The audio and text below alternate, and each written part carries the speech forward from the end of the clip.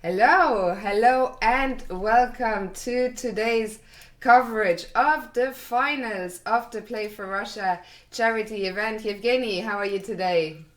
Okay, as you know, we've experienced some technical issues, but yes, I'm looking forward to the games. That seems to be very exciting thing. Semifinals first, then the final, and as well, I've just learned by checking the regulation, there will be a tiebreak or rather the playoff for the third place. So Oh, gonna I be didn't even know that. I'm learning that on the fly.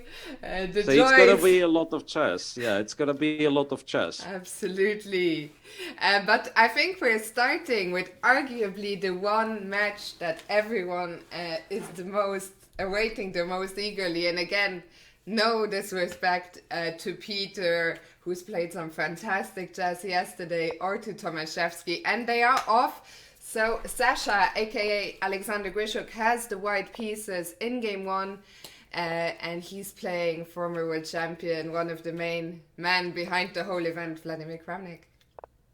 Right. So, well, Alexander Grischuk went with knight f3, g3, some sort of a ready opening or King's Indian attack, as we agreed to call it when white plays e4 and not c4. Well, they're playing pretty quickly, yet the reminder on the format, so same 5 minutes plus 2 seconds. But since it's a knockout event, there has to be a way to break a tie if such occurs. So it will be 2 games, and in case of 1-1, that's going to be the Armageddon game, with white getting 1 extra minute, 4 minutes against 3, but white needing a win, and all will be in black's favor. I think there is very good chances we'll see at least one Armageddon, since unfortunately for the chess fans, if I'm not mistaken, they'll only be playing 2 games in the semi-finals. Of course, I think a lot of people would love to see more games between these two, but that is the way it is. The final will be longer with 4 games. Yeah. So what's happening there in our game? Queens were traded pretty fast, and we have, I want to say, queenless middle game on the board, right? It's not yet an end game, even though queens are the only pieces which are traded off. Well, not that much potential of a king attacks in this kind of positions. It's more about who will maneuver better, who will get his pieces on better squares. Yeah, and Kramnik's last move, knight to c8, it's clearly the knight on e7 was not doing all that much, so he tries to relocate it to b6 or d6. I'm guessing Alexander is thinking of playing a2, a4, something like that. Bishop c4 is another natural move, but then black can trade and just go b5. So that's why I'm guessing Grischuk pauses right here. They've reached this position reasonably quickly, so it's not one of the main theoretical paths of some sort, but yeah, they've reached it pretty quickly. A3 is something I don't quite like. Knight b6, and maybe then he wants to play a4. Maybe that's the reason. What would be the reason behind delaying it? Yeah, I mean, I couldn't really understand what was wrong with immediate a4, but the move a3 apparently indicates his will to play c3, c4, but it's really hard to do after knight b6, because now if you go c4, knight a4 is very annoying. So now he has to do something about this knight a4 being a threat. Yeah, and we see Sasha once again taking some time at the start of the game, and rook b1 is another somewhat mysterious looking move. Yeah, rook b1 preparing to move the bishop to a1 in case of knight a4, but this, honestly, it does look a bit awkward for white. Does look a bit awkward. And Kramnik with his a7, a5 kind of stops c3, c4 for now. So I think Alexander Grischuk already got into some slight trouble, I want to say. And yeah, I mean, it's very hard, to outsmart Kramnik in such positions. Yeah, so I mean, of course, he's just a brilliant player and everything. Yeah, but since he pointed out himself in the interview, so the class is still there, right? And I mean, if you can trick him somehow, it's got to be something very complex with a lot of calculations, stuff like that. But to outplay Vladimir Kramnik, Yeah. just mission impossible. I feel like, Kramnik has been teasing chess fans all over the world massively with this event, showing, how incredibly strong he still is, how he can still demolish some of the very best in the world. But yeah, he said he is not looking at the moment to come back to the board, at least for some classical chess. Yeah, that was interesting, right? I mean, when yesterday in the interview he said, "Yes, I'm officially retired." Yeah, when was asked, I mean, "Are you planning to come back to competitive chess?" The answer was no. Well, actually, his rook c1 is another awkward move because now Black has bishop h6, pinning the knight on d2 and attacking it at the same time. So White will have to continue with awkward moves like rook c2 or something. I really don't like how it looks for Grischuk. Yeah, I agree. Imagine bishop h6, then some possibilities of bishop g4, like attacking both knights that they have to defend each other. You can barely move with White. Yeah, bishop h6, rook c2 is played. And also he's almost 2 minutes down on the clock already. I mean, and one of the problems with this two-match very short format for the semis, if you are Sasha, I mean, I'm saying, of course he's not lost here or anything, but if you were to lose with the white pieces, then you face the very unenviable task of having to beat Kramnik with the black pieces in a must-win game. Yeah, that's interesting because even though it's a blitz, and as we all know in blitz anything can happen, but it's 5 minutes plus 2 seconds. It's a slow blitz, and yeah, if you're trailing in the match after losing first game, especially with White, that'd be very, very tough. And now if we look at the position, not only it looks unpleasant for White, but also the flow, the way the game goes. Black plays all the natural moves. With every move, he improves his position, right? Knight went from e7 to b6, arguably better square. a5 puts some pressure on on White's queenside formation. Bishop to h6, kind of taking the better diagonal. So with every single move, Grischuk Kramnik similarly improves his position. But Grischuk goes for some really awkward maneuvering. Rook on c2, bishop on c1. That's something you don't want to be doing. Yeah, exactly. And once again, I've mentioned it before, but he's down to 1 minute already. This is going to be a very tough uphill battle from here. And if you just look at the pieces, like the black pieces all look very nice, and the white ones a bit awkward. Yeah, well, again, rook a8 to d8, doubling the rooks. Well, now perhaps I would think of playing b4, b5 for White, because the fact that Black has the rook on d7 takes away the square from the knight on d7. So I thought b5, and if you force the knight to b8, then maybe you can play c4, c5. Grischuk plays king g2, and that's a struggle. That feels like the move he's making, it's kind of, he's desperately looking for a move not to blunder anything. So that's the feeling. And how do you increase the pressure as Black here? Not sure really. The feeling is Black might want to take on b4, so that a b4, some move there, so that in response to b5, he's going to have knight a5. So the square on a5 might be very useful.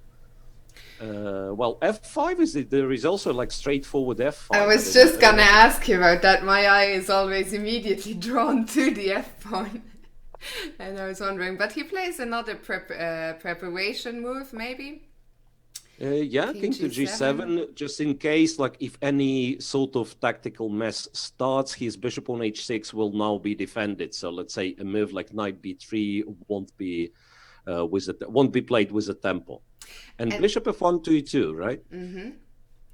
I just wanted to say that Peter Svidler is actually in the Lead Chess Tournament chat. I don't know if you can see him. So a warm welcome to him. He will be playing the second semi-final against Evgeny Tomaszewski later. And he's saying that yes, this event, we haven't mentioned it enough, but is live right now on the main sports channel in Russia, which is fantastic news for chess. Not just Russian chess, but chess everywhere.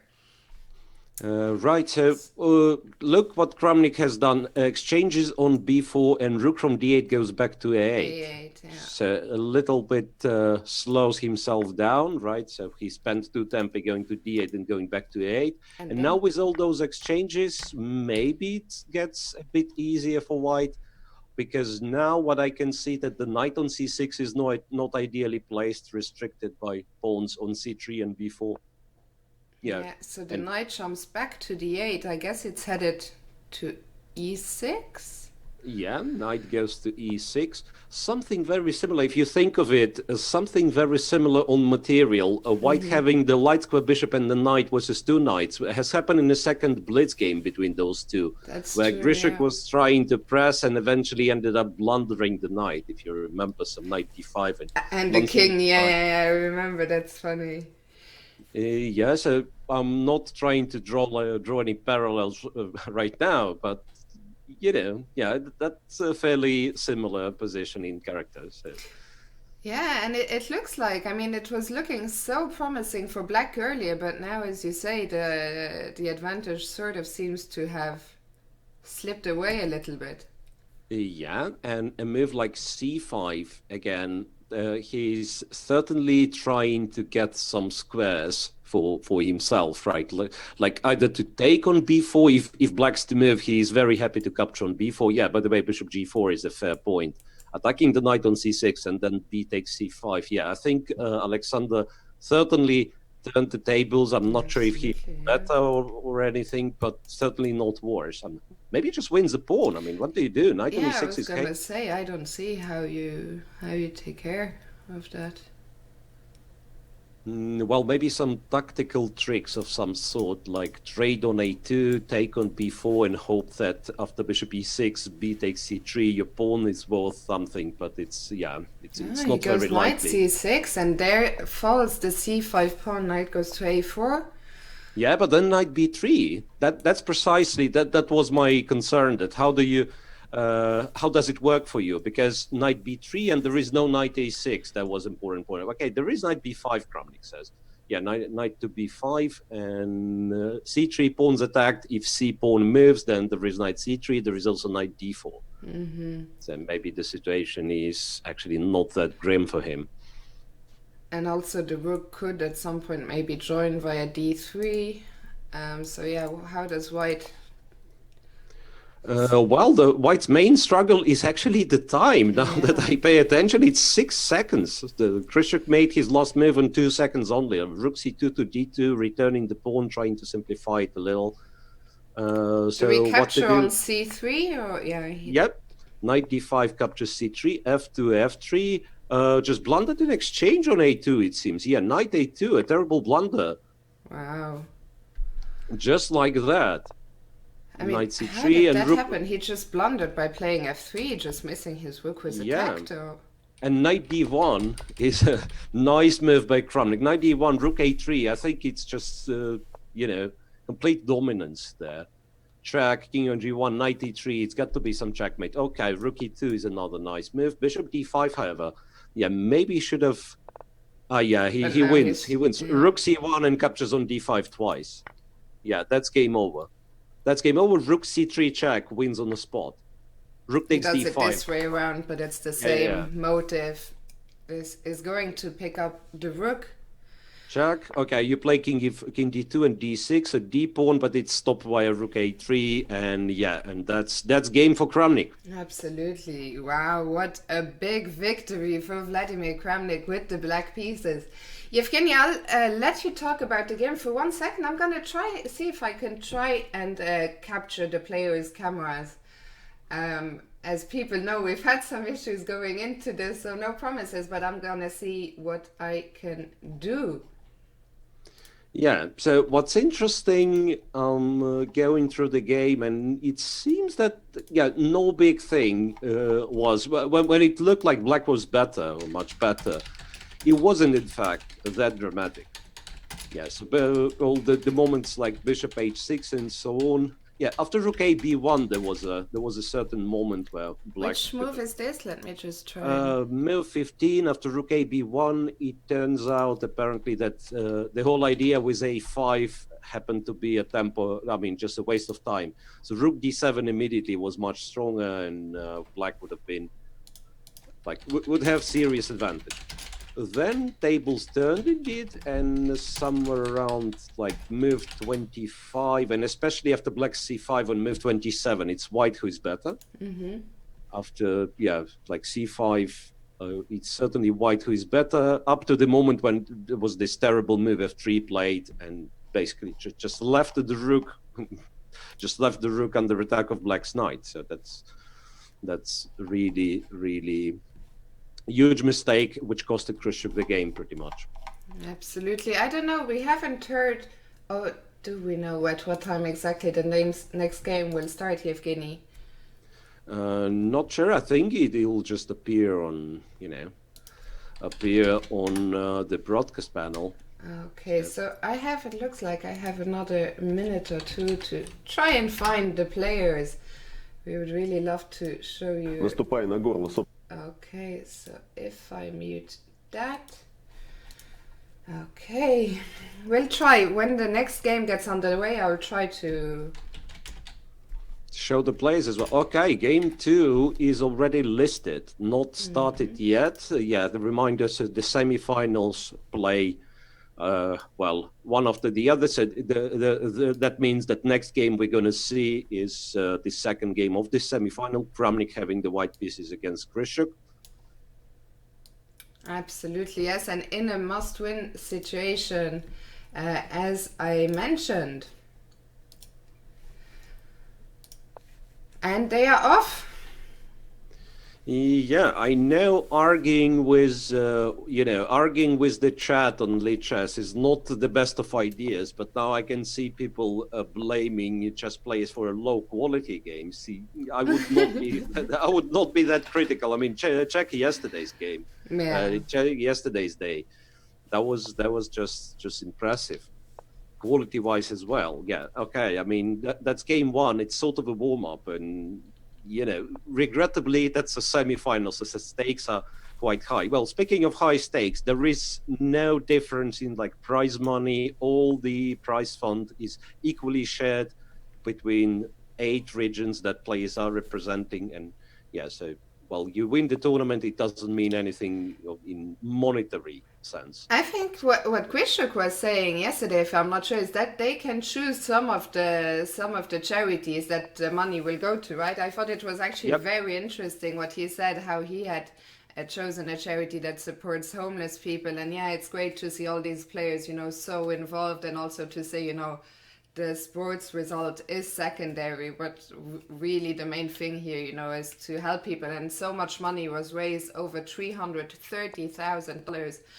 So a lot of people will be able to be helped thanks to these 8 fantastic players and everyone who helped put on this event.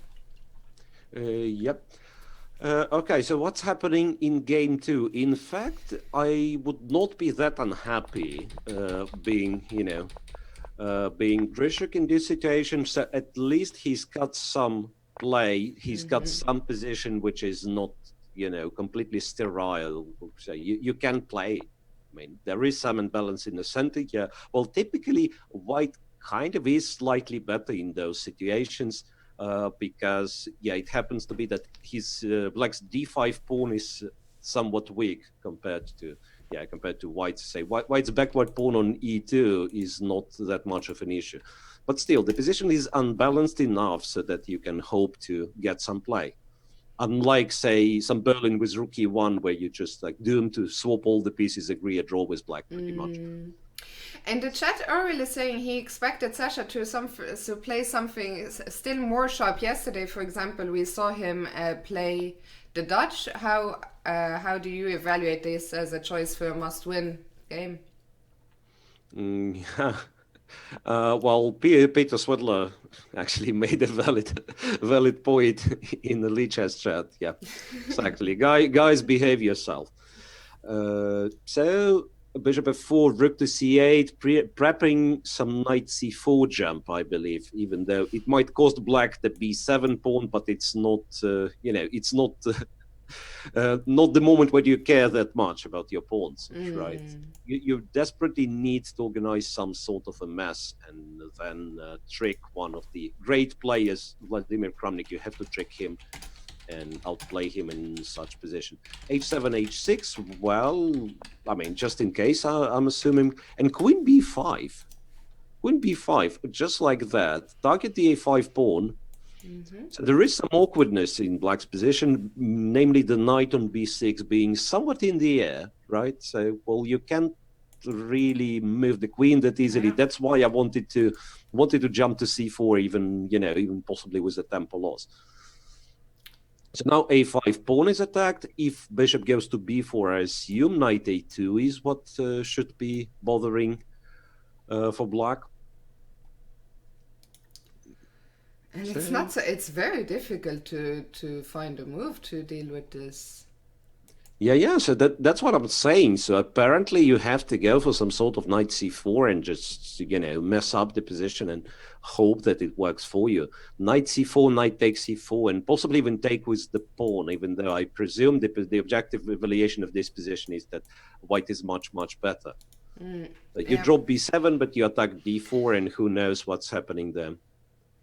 Yeah, it looks like Sasha is in some difficulty, at least to get the win he needs. In the chat, there was a question, best of how much is this? So for those of you who are just joining us, I'm looking at the Twitch chat, by the way. Welcome, and it's only best of 2 games. So all Kramnik needs to advance to the finals is a draw here with the white pieces. Okay, so Grischuk is up for business here. G7, G5. Wow. That's serious. He had G5. Push the bishop back, and then he goes knight c4. Point being perhaps that after kicking the bishop away from f4, now he has an access to b8 square. So he decides to take on c4 with the rook, and now I presume if you capture on b7, it could be a move like queen b8, strangely enough. So you simplify it a little bit, and then, b2 will be weak, and black all of a sudden gets activity. Some knight g4 as well as an idea. Yeah, could be that Grischuk is getting some play at least. I mean, g5 was a brave decision. Yeah, brave decision, but also probably not one we would have seen in different situations. But here he is with his back against the wall, and Kramnik does take on b7 and rook b4. Ah, rook b4 immediately. Rook b4, rook b2. So that's the point. Rook b4. Could it be that Kramnik kind of overlooked this one? I really like the inclusion of rook b4, and maybe not even to hurry up with capturing on b2, but continue with some, knight g4 with a tap. No, he takes on b2 first. Now I'm wondering how serious is exchange sacrifice, like on there is no such thing. Yeah, because I wanted to capture on d5 then, but d5 is not hanging. That's a very typical motive for such structures, for such positions. You sacrifice the exchange on f6 and then you pick up the d5 pawn. But now it doesn't work simply because there is no such thing as picking up d5 pawn. So the rooks come off, and the bishop b4 blocks the b file. You don't want that rook, I guess, coming into b7 or anywhere. Yeah, and that's also an important, move in terms of clarifying where the knight is going, because now knight b5 perhaps is the most tempting move, like the active move, but at the same time you start to feel that queen on a7, knight on b5 are a little bit too far away, and if something starts to happen on the other wing, like knight g4 for instance, knight b5, knight g4 and queen f6, and all of a sudden it could be that black is getting somewhere. Yeah, the attack could roll in very quickly. So he doesn't move the knight. Yeah, can we somehow profit of this pin here? Well, queen c8 is already an idea.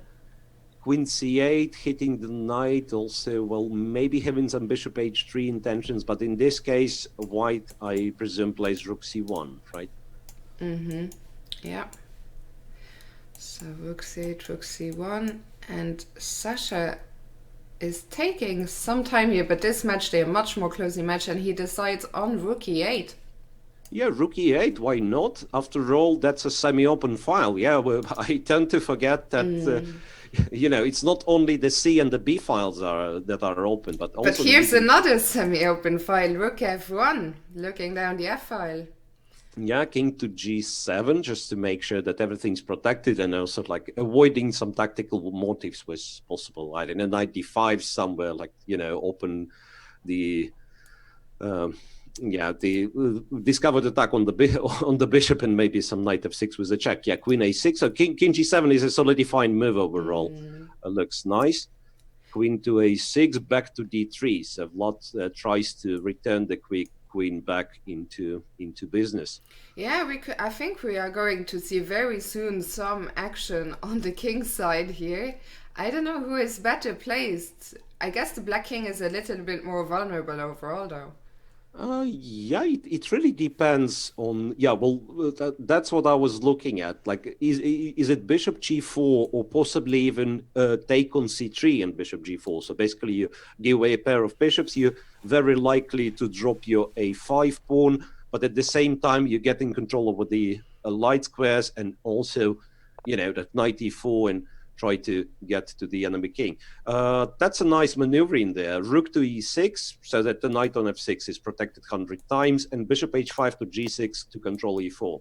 I think Sasha found a very nice regroupment of pieces, and now it does look that the black's position looks very nice. Overall, I'm ready to come up with such a variation. Yeah, Can I somehow bring the queen? I was looking, but queen f5, I guess you will meet with bishop g6 anyway, and it's hard to make any progress on this f-file. Yeah, absolutely. Okay, bishop g6, queen e2, and now jumps like knight e4, bishop e4. You might as well just trade, but okay, queen e7 is a nice move. Queen e7 is really a nice move. So now he's trying to to prove that the knight on b5 is basically a bit far away from the main theater, so to speak, right? If you capture on b4, I'm guessing a takes b4 is a strong move, so you create yourself a very strong pass on the b file and still keep an eye on e3. To rook e1, okay, some bishop h5, no. Bishop e4 is the move, knight e4 is the move. Well, actually... A lot of options. A lot of options, yeah. And now the fact that it's they're getting low on the clock, that will be the main factor, because both are now under 50 seconds, and I think it's another game that's very with everything possible, that's very likely to be decided by some oversight with little time. Yeah, there is actually a very interesting idea of just capturing on d2 and going queen b4. But okay, he decides to keep everything on the board. So trade goes, okay, knight e4, queen b4, knight to c7 attacks the rook, and also the rook is taken with a check, so no any sort of intermediates. But also attacking the pawn on d5, so does black have to go rook d6? Rook c6, Grischuk says. Yeah, that's the move I was thinking of. Like, if you really want to play for a win, you want to unbalance the situation even further. So queen takes a4, now it's a passed pawn for black on the a file. Rook c2 is a threat. I believe Grischuk's position objectively should be close to winning, but still, with that little time on the clock, it can be decided by one, one sudden blunder. 20 seconds each. Where are the white pieces? I was looking at this knight on d5. Was knight e7 an option? He decided on rook f1. Knight e7 certainly was an option, and maybe was a good move, in fact. But yeah, Kramnik decided for rook f1, and after rook c2, queen f3, g4. What's g4? G4, queen g4? Rook takes g2. Queen c2 check, queen a2, queen d5. That's a fair point. Yeah, well, Grischuk is winning. Wow. Grischuk is winning. That's a very, very nice tactic he found. Lovely. Yeah, and this ending, the queens come off the board, unless white can somehow win this a-pawn, but... can he? Rook a1? a4? And then rook a3? What was... I'm not sure. The matter there. Oh, but now again, rook a3? I'm so confused. But now there's a check. There was knight e4. In this latest version, it was knight e4 check first. And now he's fully in control. So the a4 pawn survives, and then knight goes to f3, picks up one pawn, picks up the other pawn. Yeah, you just play bishop e6, bishop e3. That's completely winning position, and we will see an Armageddon, I believe. So a capture on h2, all the pawns will inevitably fall one after the other. Bishop b3, yeah, you just in case, you keep your pawn alive. Knight back to f3. Just capture. Yeah, maneuver your knight to e4, pick up the other pawn. Okay, I mean, here you don't have... I mean, the only thing you have to care about is not to lose on time here. The position is completely winning. You just don't want to lose on time. King d6, knight g5 as well as a possibility. Here you just go king e5, yeah. And Sasha is also up on the clock on top of having a winning position. His king is active, all his pieces are more or less defending, and this pawn is just running now. Yeah, the pawn promotes. Takes, and his king, black king, is in the square of an h5 pawn, and even if it wasn't after h6, there is also bishop c2. So that's an equalizer from Sasha Grischuk. Both games won with the black pieces. Amazing. And we'll see an Armageddon right in the semi-final number 1.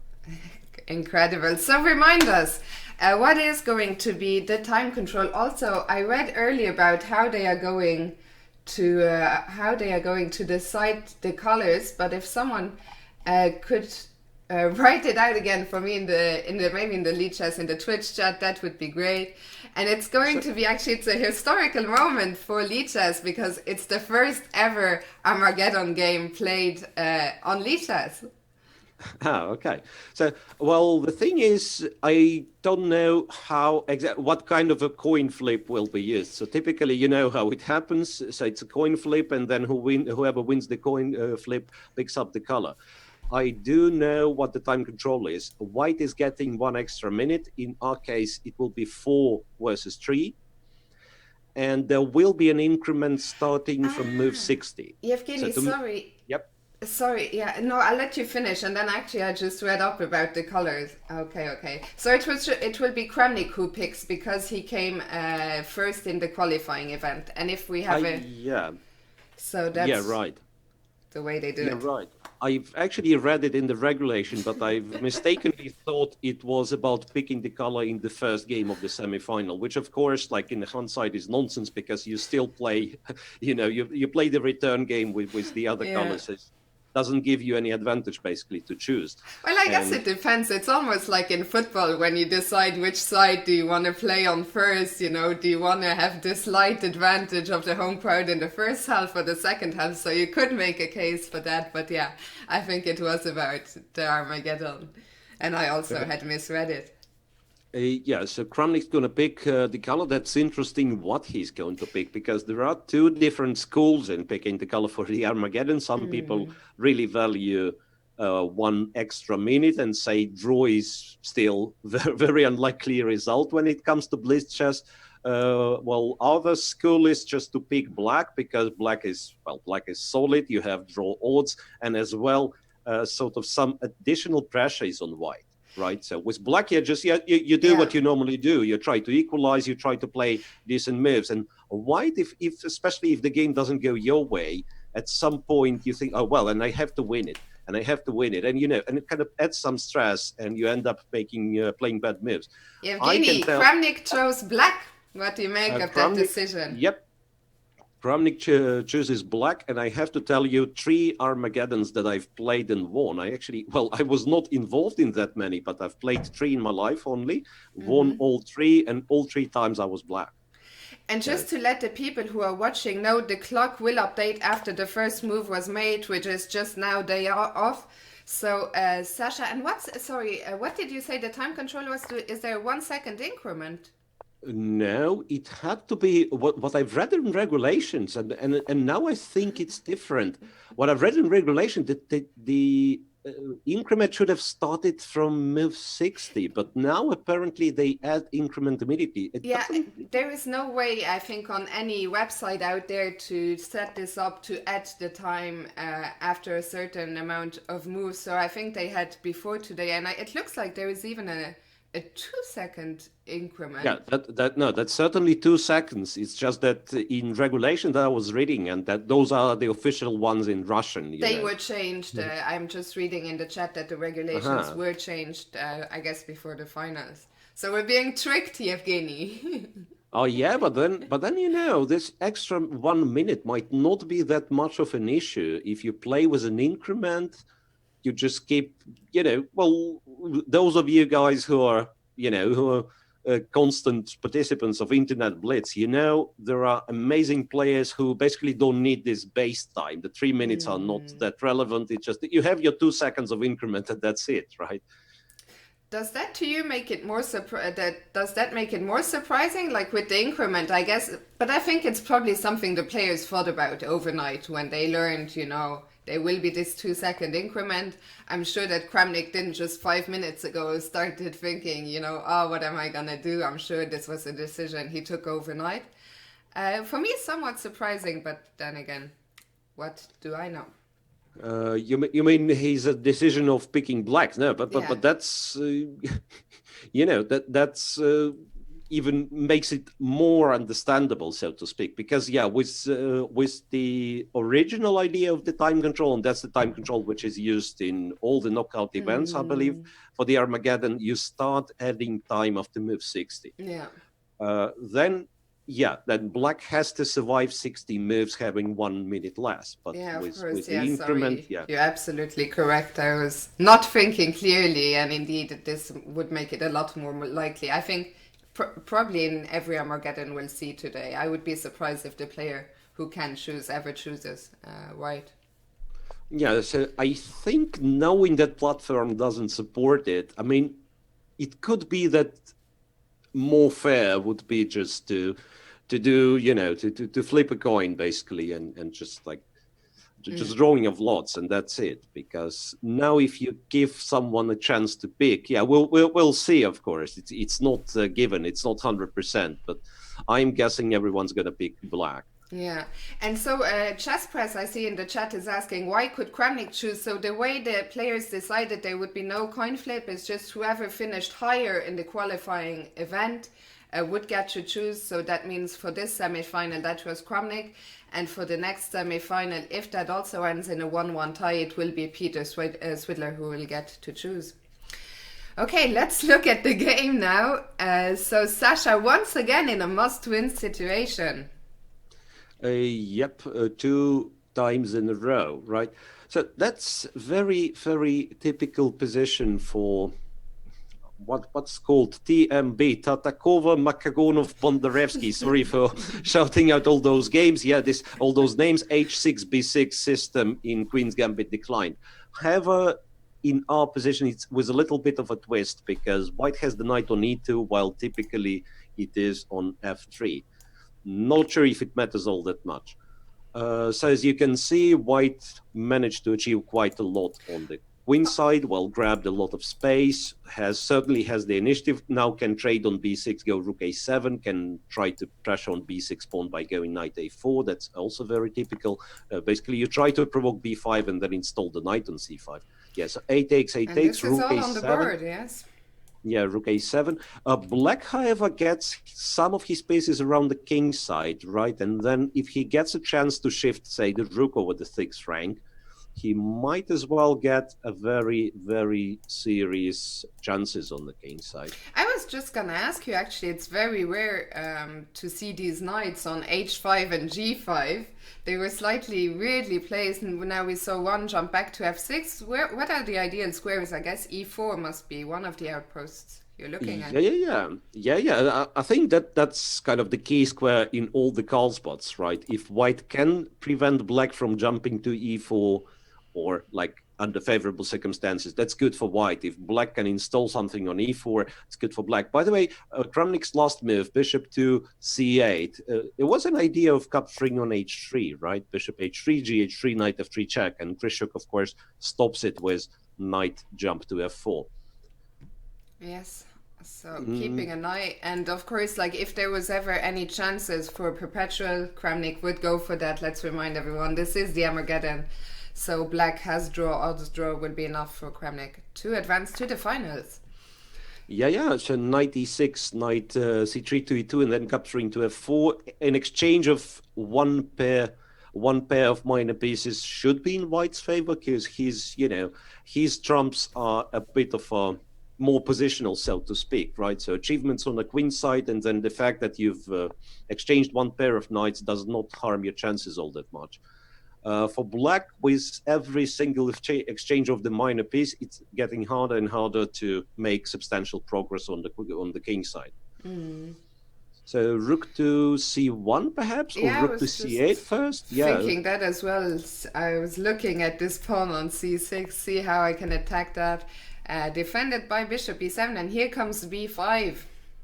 yeah, so-called minority attack, right? So you push the b pawn up the board, you force black to commit some concessions, and then you enter the black's camp and you try to win both of those b pawns. Like, for instance, now if c6 takes b5, Kramnik didn't play this move, then queen c7 would have followed, and that would be a very, very promising position for white. Now, let me see. I'm guessing queen b3 could be the idea, so that again, waiting for black to capture on b5 and to win the d5 pawn in return. Or might just capture, queen b3. He could have captured on c6 as well, but queen b3 seems to be a better move. So targets d5 twice, therefore black can't really move his c pawn. g5 is a very aggressive move for black. That could be an interesting try. The thing is, it's a very committal move as well. Like, I think it's a move, if black was in a must-win, but he goes for it anyway. I was gonna say it's maybe a bit risky, a bit double-edged. The knight jumps to h5. Knight h5, again, some tricks connected with check on f6 in the right moment, right moment being simply rook takes d7, knight f6. there was such trick. Yeah. So now, white can capture on c6 twice, right? Capture on c6 immediately. I actually think that b takes c6 was strong. I'm not sure why exactly he didn't play it. Knight g3, rook f6. Now he captures on c6. Still not too late. Check on a8. He could have given a check on a8 first, so that after king h7 there was queen d3. I think it was a miss by Grischuk, the fact that he traded the rook so quickly. But queen now c6, he has another threat, I guess, rook a8 and trying to come into f8, although he will block with the bishop. But yeah, those pieces are looking a bit dangerous now. Knight h5, knight h5. Knight h5 just wins, because now rook is hanging with a check. When you move the rook, he trades on d6, captures on d7, knight f6. That's a brilliancy out there. God. Yeah, I think Sasha is just winning after knight h5. That's impressive. And look at the time difference, precisely 1 minute difference. So he kept it. Yeah. Wow, the game is over. Yeah, that's a really, really nice tactical point in the end. It was a great comeback by Sasha, and then even greater victory in the Armageddon. Unbelievable. I mean, after losing game 1 with the white pieces, he bounced back, as you said, in game 2, and then went on. We thought black should be probably with this increment a favorite in the Armageddon, but he overcame that as well and won a second must-win game to qualified to the finals. So congratulations to Sasha Grischuk, who had such a formidable performance on day 1.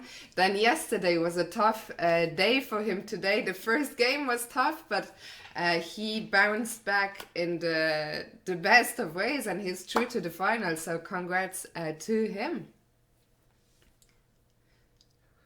And looking at it, just like going quickly through the game. Yeah, I'll just put the final tactic on the board for the viewers to explain why Kramnik resigned. So the rook has to stay somewhere on the 6th rank to defend the queen. So let's say rook g6, you just take here, you take the bishop on d7, and in the end there is this fork picking up the rook. And white emerges a full piece up. That's why Kramnik resigned, and a very nice tactic to end this game. Yeah, so, really, really nice game overall. I'm checking, even the computer criticizes Grischuk in a couple of moments, but in the moments where his move perhaps wasn't the strongest one, but it would still keep the advantage, so to speak. So I think we can agree by human standards, it's a very well-played game start to finish. You know what I'm going to do, Evgeny? I'm going to give us both a quick 5-minute break. I think the second semi-final starts at 4 p.m. Moscow time, 3 p.m. my time, Central Europe. So that's 10 minutes from now. So I'll give us a 5-minute break, and we'll be back with the second semi-final, Svidler against Tomaszewski in just 5 minutes, so don't go anywhere.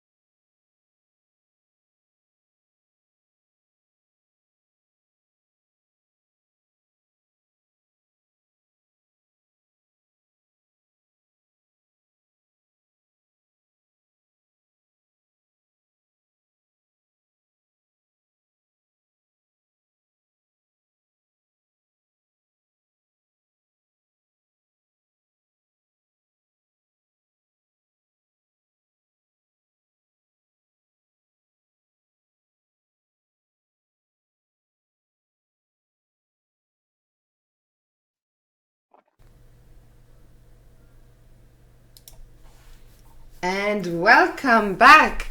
It is still the final day here at the Play for Russia charity tournament, and the first semi-final has just concluded. It ended in a victory for Sasha Grischuk in the end, so he is through to the final, and now we are going to find out who is going to face there. Will it be Peter Svidler or will it be Evgeny Tomaszewski? Yeah, that's another exciting semi-final we are looking forward to.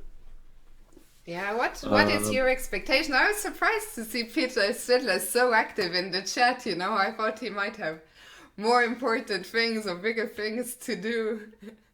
But yeah, as players said, it's apparently not the result, but participation, which matters most. Yeah. And I don't think there've been a lot of preparation of any sort. It's just that, yeah, it's, it's a duty and an honor at the same time to participate in this event. So, and I think Peter is trying to participate as much as possible. So he was, he was very active on Facebook during this tournament, on Twitter and so on. And even, I could see him in Alicha's chat, in a way, moderating the audience. And, I know. You would think that after all these years, Peter would have learned, to not feed the trolls or not interact with the trolls. But no, it looks like he's still getting some joy out of that. So the next game, which is scheduled like 5 minutes from now, or even should be less, is still not listed, right? Still not listed. I read a couple of minutes ago that they were starting in 7 minutes, so it should be 3-4 minutes from now. So as I said, as an answer to the criticism in Licha's chat about the quality of play, there was a warm-up game one, and really in 2 next consecutive games, Grischuk shown his best. Yes, so the next game is listed. It's going to be Evgeny Tomaszewski as white against Peter Svidler in game 1. So we can expect a 1d4 from Tomaszewski, and then, the Grunfeld defense, very likely. Tomaszewski, if I remember well, I think I do. He has quite a lot of interesting, fresh ideas in the openings. I don't know if it's going to be the case in this game, when it's a blitz and not that much time to think about, but yeah, that should be an exciting game. Absolutely. I don't think that Peter is that much of a favorite, honestly. I think Evgeny Tomaszewski has been a bit of the dark, what do you call it? Not dark horse. Dark horse, yes. Horse. I think he's of course a tremendously strong grandmaster, but he's not, I think, for the general public following this event, I guess, especially maybe outside of Russia, he's not as big a household name. Peter Svidler, Alexander Grischuk, Vladimir Kramnik. It feels like everyone knows them. Tomaszewski, a lot of people, will have heard of him, etc., but he doesn't have the same presence. He also just hasn't been as involved as others, doing commentary or playing that much online chess, and they are off, so I will stop talking. But yeah, I think he's absolutely not to be underestimated. What you have to know about Tomaszewski, he's 2 times Russian champion, 2 times a winner of Russian superfinals, where Peter Svidler was playing.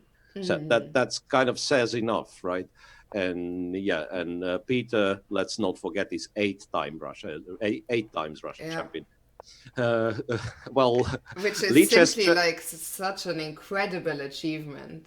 Yeah, he's a record holder. Yeah. Chad suggests h5 on practically every move. 2h5, 3h5 for black. Nah, that's honestly, bishop c5 is already enough of a tricky system. Bishop c5, connected with c6, however, it's more of a mainstream. So c6, and then if white goes knight f3, I'm guessing it's e4 and then d5 and stuff like that. What you can do, you can play d3, then black builds up a center with d4. Yeah, that's quite an interesting turn of events. Okay, e3 is another possibility, of course. e3, knight g to e2, and then d4. So maybe h5 finally. last guess in the chat, h5. No. I mean, if Peter played h5, the chat would go absolutely wild. Yeah. But no, they're more conservative. Castles. Yeah. It's gonna be castles. 92. I'm guessing d5. Yeah, you want to play for the center.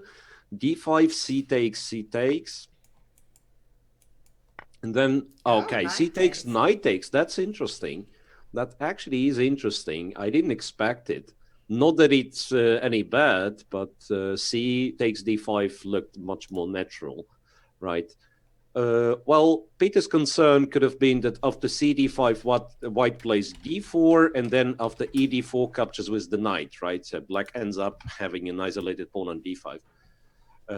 Yeah, this way white can do it as well, capture on d5 so that black is forced to take with the pawn. Yeah, that's what Tomaszewski is going after. But then black has bishop b4 check. No, well, Peter decided not to do it. So he captures on d4, knight d4, and then knight c6 apparently, challenging the d4 square at earliest possible time. Knight c6, yeah, so white is not yet on time to play b3, bishop b2 to support the d4 knight to be able to capture on d4 with the piece, right? So now b3 looks actually like a lousy move because black will just capture on d4, go rook e8. Yeah, knight c6 is pretty much what you have to do. Castles, so black is getting those so-called hanging pawns on c6 and d5. But since there are no knights in the position, right? So those blockade squares like that, well, white would be dreaming of getting one knight on d4, and then if there is a pair of knights and one knight on d4, the other knight on c5. But knights are non-existent species in this position, right? And that makes it very, very playable for black. Bishop a6 is a possibility, or start with a5, then bishop to a6, queen to b6. And then eventually break through in the center with d5, d4. Very often black gets, quite a serious play. And it's basically a position where you can say the play goes for all three results. Yeah, absolutely. Meanwhile, I really like this plan you pointed out for black. Meanwhile, what about the white bishop pair? At the moment, the bishops on g2 and c1, none of them are really doing all that much. So what do you do about them? Can you... Yeah, well, you have to look for some sort of b3, I'm guessing. b3, bishop b2, or bishop d2, bishop c3. That's the other case. But of course, you have to watch out for d4, d5. b3 might be awkward because of queen f6 now that I'm paying attention to. Yeah, that's why bishop d2 and then put the bishop on c3. So now the principled move is d4, I'm guessing. Because that's sort of a lost call. But isn't c6? Yeah, c6 is hanging. Then you play rook c8, for instance, and you go from there. So that was sort of a lost call for black to play d4. Now after queen b6, white has bishop c3, and at least for now there will be no d4s. Rook c1, that's interesting. So it's not in a hurry, it seems, to play d4. To stop d4 to play bishop c3. Now d4, however, is far less attractive because white captures on d4 and then c6 pawn is hanging with the tempo, right? Yeah. So... Not sure what black has to do. Maybe just move the bishop away from c5. The bishop on c5 is hanging. But then, of course, bishop then c3... Then you say goodbye to d4, I guess. Maybe not forever, but at least for the foreseeable future.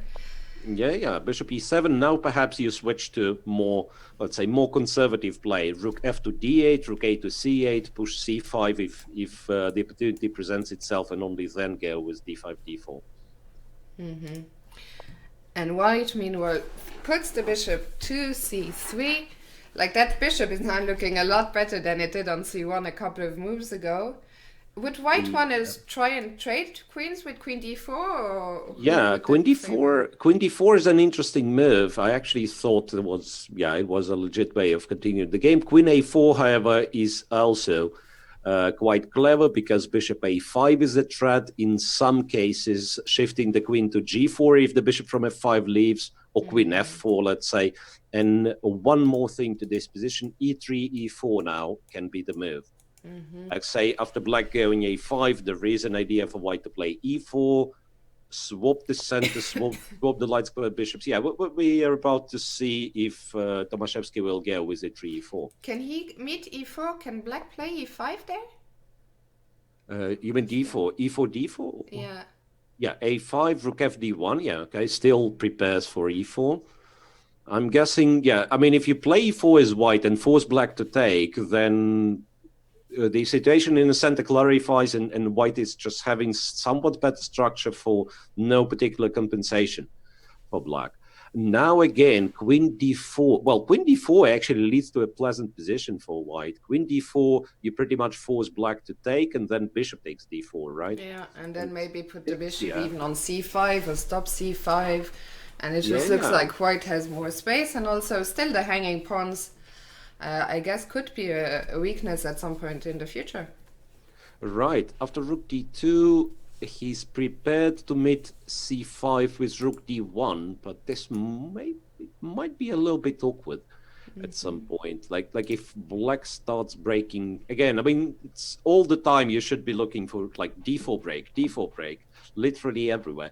Bishop f8 guards g7 just in case. Queen d4 no longer threatens to swap the queens. Queen d4 will be met with c6, c5. h4, h6. h4 is again a typical move, just seizing some space on the king side.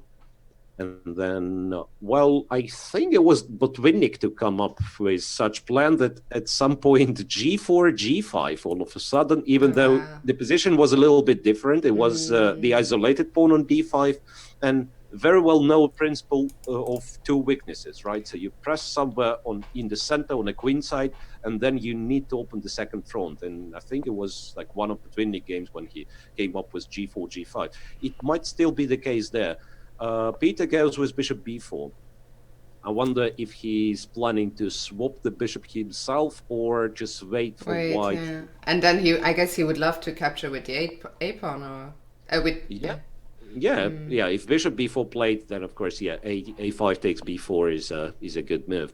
Queen c5, rook c1. Yeah, I'm not a big fan of queen c5, to be honest, because now if you swap everything, maybe you're not that much worse, but it's like clearly you are playing for a draw. I mean, so before that, it looked like anyone's game, and basically black was just a participant of the process, playing for 3 results. And now all of a sudden, black pretty much switches to will I make a draw attitude.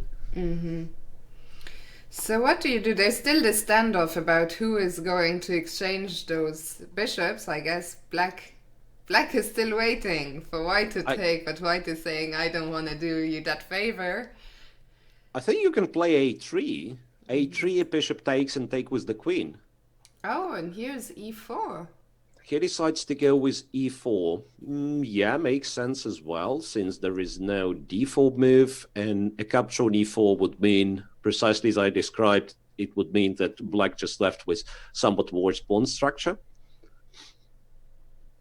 Yeah, not that easy. Bishop c3, so, well, Peter feels like that's the time to simplify the position. I guess you will capture it with the queen, or... Yeah, you take with the queen, black trades the queens, I'm guessing, just not to waste time moving the queen away. And now the tempting thing to capture on e4 and a2 runs into b2, b3. That's important. So if you capture on e4, bishop e4, and then you go after this a2 pawn, then after b3, the bishop is trapped. Okay, rook b8, b3. Now the d5 pawn, well, it's not hanging just yet, but still you have to take some actions about this d5 pawn. What do you do? Do you take? I guess you don't really want to take on e4. Well, Peter goes with king f8. Could have taken and can c5, I guess. Yeah, after rook b8, so no longer the c6 pawn is pinned, and he could have taken on e4 and can c5. Now after rook c5, the a5 pawn is attacked. Yeah, so he's getting rid of it by just playing a4. I'm starting to get a bit worried about Peter's position. No? Yeah, so I think he will end up being down a pawn. Yeah, rook to b4, bishop c6. What do you do there? Bishop c6. I don't see I don't see how do you use the pin on the c file necessarily. Okay, rook a4, fair enough, but then bishop a4, rook c5, that's a pawn. Yeah, that's a pawn, and even a move like bishop b3 has to be evaluated. Yeah, I was wondering. So bishop b3. Let's admit these bishops come off. And they do come off, so we don't have to admit we're going to see it. I was actually going to ask you this endgame. Do you know? Well, I know, like, rook behind, it has to be a draw. That's what we were all taught in let's say, in the school. But this particular one, with pawn being on b3, it might be somewhat tricky, to be honest.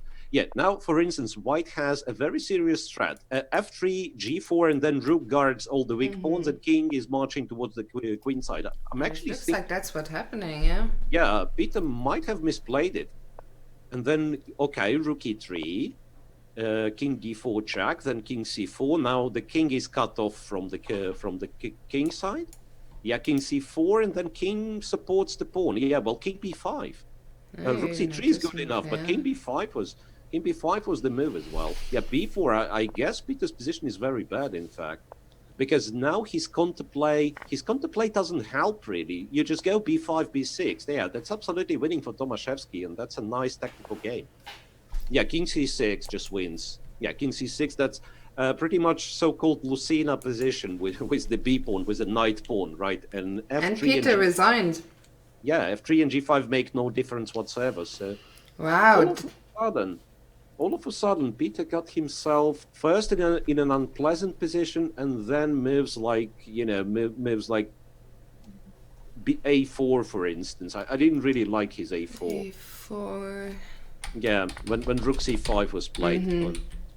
So it's hard to say. Maybe king f8 was a little bit too slow. Yeah, that's... Yeah, it seemed to... But for a while, it felt a bit uncomfortable. Like, it was weird how these positions slip, at least in my, lowly rated opinion. It's weird. At some point, it feels like, it's in the balance. And then a few, small, subtle moves, and suddenly...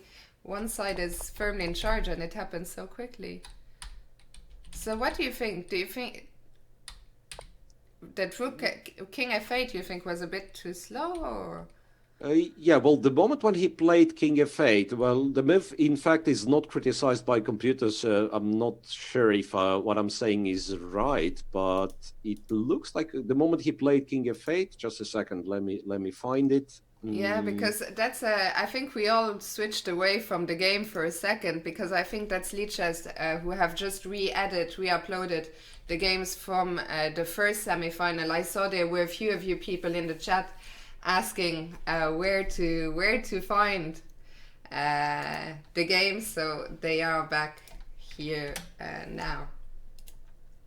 Yeah, so looking at the position, and instead of king f4, I was still thinking maybe cut draw on e4 goes c5, but still, in any case, the position is already quite unpleasant. So apparently, there was something before that Peter could have done better. Okay, game 2 is about to start. Peter will have the white pieces, and he will be in a must-win situation, same as Alexander Grischuk was against Vladimir Kramnik. Yeah, absolutely. On the other hand, Sasha had black, right, in his must game. At least Peter has the little consolation of being right. Yeah, but the opening he went for, 1 b3 and then bishop b2, it's not exactly, like strong service like in tennis. So basically you serve very strong, and then you run and you run to the net. Yeah. That's just to get an original position. Also, so to get him out of any sort of, any sort of book, yeah. Yeah, just to get some sort of, just play a game. It's such a short time control. Yeah, anyway, I think it makes a lot of sense. Yep. So c4, knight c3. I think we've seen something very similar. Well, not anymore, right? I think in one of the games of preliminary, there was knight c3 followed by d4 followed by bishop d3. Possibly Jan was playing this. Jan Nepomniachtchi, that is. I think so, yeah. Yeah, so Peter went with bishop e2 and castle short. Black, yeah, black so far does all the reasonable things. Castle shorts himself, will go c7, c6, knight to d7, basically playing the London system, no matter what white is doing. No, but that's a very healthy way of developing your pieces. Like you build a stronghold in the center with d5, e6, c6, and you make sure that your bishop, which is typically on c8, silly, it's developed to f5, and yeah, does very good job of controlling some central squares. Absolutely. Yeah. And white, meanwhile, is white ever gonna play d4, or you think not? Yeah, that's the question, because d4, that's perhaps the most tempting move in the position. Yeah, just play d4, but it will mean admitting a mistake in a way, because if he would have gone d4 few moves earlier, then not bishop e2, but bishop d3 had to be the move. Right, since he went with bishop e2, I'm guessing he might be looking at d2, d3, and then later on playing for e3, e4 somehow. Okay, rook c1 is, well, is a tricky move. I'm guessing just semi-waiting move, and yeah, knight d7, there will be another pass from white after knight d7. What is a good pass move? Do you ever play a move like h3 or rook e1? What are good pass moves for white? I guess h3 might be the idea, right? Rook e1. If you've let's say if you've settled for d3 e4, then rook e1 is something. Yeah, a7 a6 is a mysterious move to me, to be honest. I'm not sure if black ever wants to play b5. That's probably is too much. But we'll see. So both players start to play the waiting game. Knight e5. What's knight e5's about? Play f4, g4. Yeah, so Peter makes it clear he doesn't want to block his bishops on b2 diagonal, so he wants to pull a Lasker sacrifice perhaps at some point. Not the full Lasker sacrifice, you don't have the other bishop on d3, but a famous game where Lasker went to sacrifice both bishops on h7, g7. It had, at some point it featured this kind of pawn formation. So the bishop was on b2, and he went f4, and then the knight from c3 traveled to e2, g3, all the way to h5, something like that. And here, so after f4, he took the knight on e5 and jumped into e4. Right, and now we're going to have some really weird pawn formation there. Imagine white capturing on e4 and black takes with the pawn. I'm not sure if I've ever seen such thing. And black's bishop's presence on f5 kind of secures him from any sort of inconvenience on the king side. We're gonna have no such fun. The big bishop recaptured. Yeah, bishop recaptured, then it makes sense. Yeah, that's what I was about to say. That makes sense for white to play c5 to gain more space, and he will not play d4. He will leave d4 square open for the bishop. So next couple of moves for white will be queen e1 and to g3, if let's say if he gets to play this. Queen e1 can be met with h4 though. Can be met with h4, bishop h4. I mean, you go to e1, black goes bishop h4, forces you to play g3 pretty much, and then just goes back. And then the way is blocked for the queen to ever go to g3. Yeah. Can we start maybe with, but rook f4 will also, I guess, be met maybe by bishop g5. I was wondering how can we... Yeah, we certainly need to do something with white. Starting to suspect, bishop d4 is the good way to start it. Starting to suspect it might be that we need to exchange the light square bishops with white. Because, so bishop h5, or do you want to try and swap it on d3 somehow? Something like that. Well, bishop h5 actually allows bishop d3. Yeah, that's sad. Maybe there is just no way for white. Maybe black is just so solid. Maybe rook f2, queen f1, bishop d3. But yeah, that's not a bad maneuver, by the way. Rook f2, queen f1, then bishop d3. So ideally, what we want to swap the bishops. Let's say white plays bishop h5, and then black, for some reason, decides to take. So bishop h5, queen h5. Then white doubles the rooks, rook f3, other rook to f1, and then you can feel that there is something going on. Some pressure on f7 along the f file. Bishop g4. So maybe he wants bishop g4, queen e2. Or f3, queen f3, queen h3. Queen f3, Yeah, because move king h7 kind of suggests that black is looking for the way to push his f pawn. Right, king h7, go away, protect the d6 bishop, and then f7, f6, or f7, f5 is certainly the idea. Queen d7, guarding the e6 pawn, and once again f7, f5, f7, f6, something like that. So Peter desperately needs to, to find the proper reaction. Yeah, queen f3 and possibly f5 or f6 is answered with queen g3. f5, however, is a move. f5 is played, yeah. Brilliant. f5 and Peter takes it. Bishop takes queen g3, still trying to keep control over e5. After queen e7, I'm guessing bishop e5 is the move. So it's more of a positional game now from white's side. Yeah. Like he wants to, control e5 as much as possible. Well, bishop f5 is a clever move. Bishop f5, bishop to h5. Now e5? No, e5 we still take twice, right? Yep, bishop a5.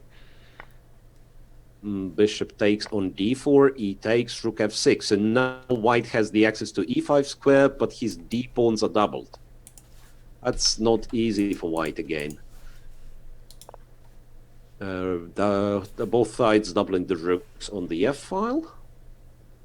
But yeah, I can hardly see how white's supposed to make progress. Okay, you get all your pieces to perfect squares, like queen on e5 and so on, but what's then? Can you try and push your pawns? I mean, I keep saying this, but maybe he will have to eventually, try and push the g pawn. G4, H4, G5, and let's go. I mean, he's in a must-win situation anyway. I think if he cannot find a different break, he probably will have to, no? Yeah, he'll probably end up doing this because kind of pushing the pawns on the other wing, that's what he actually went with. And so b4, it's more of a preventive move against queen a5. Okay, bishop e4.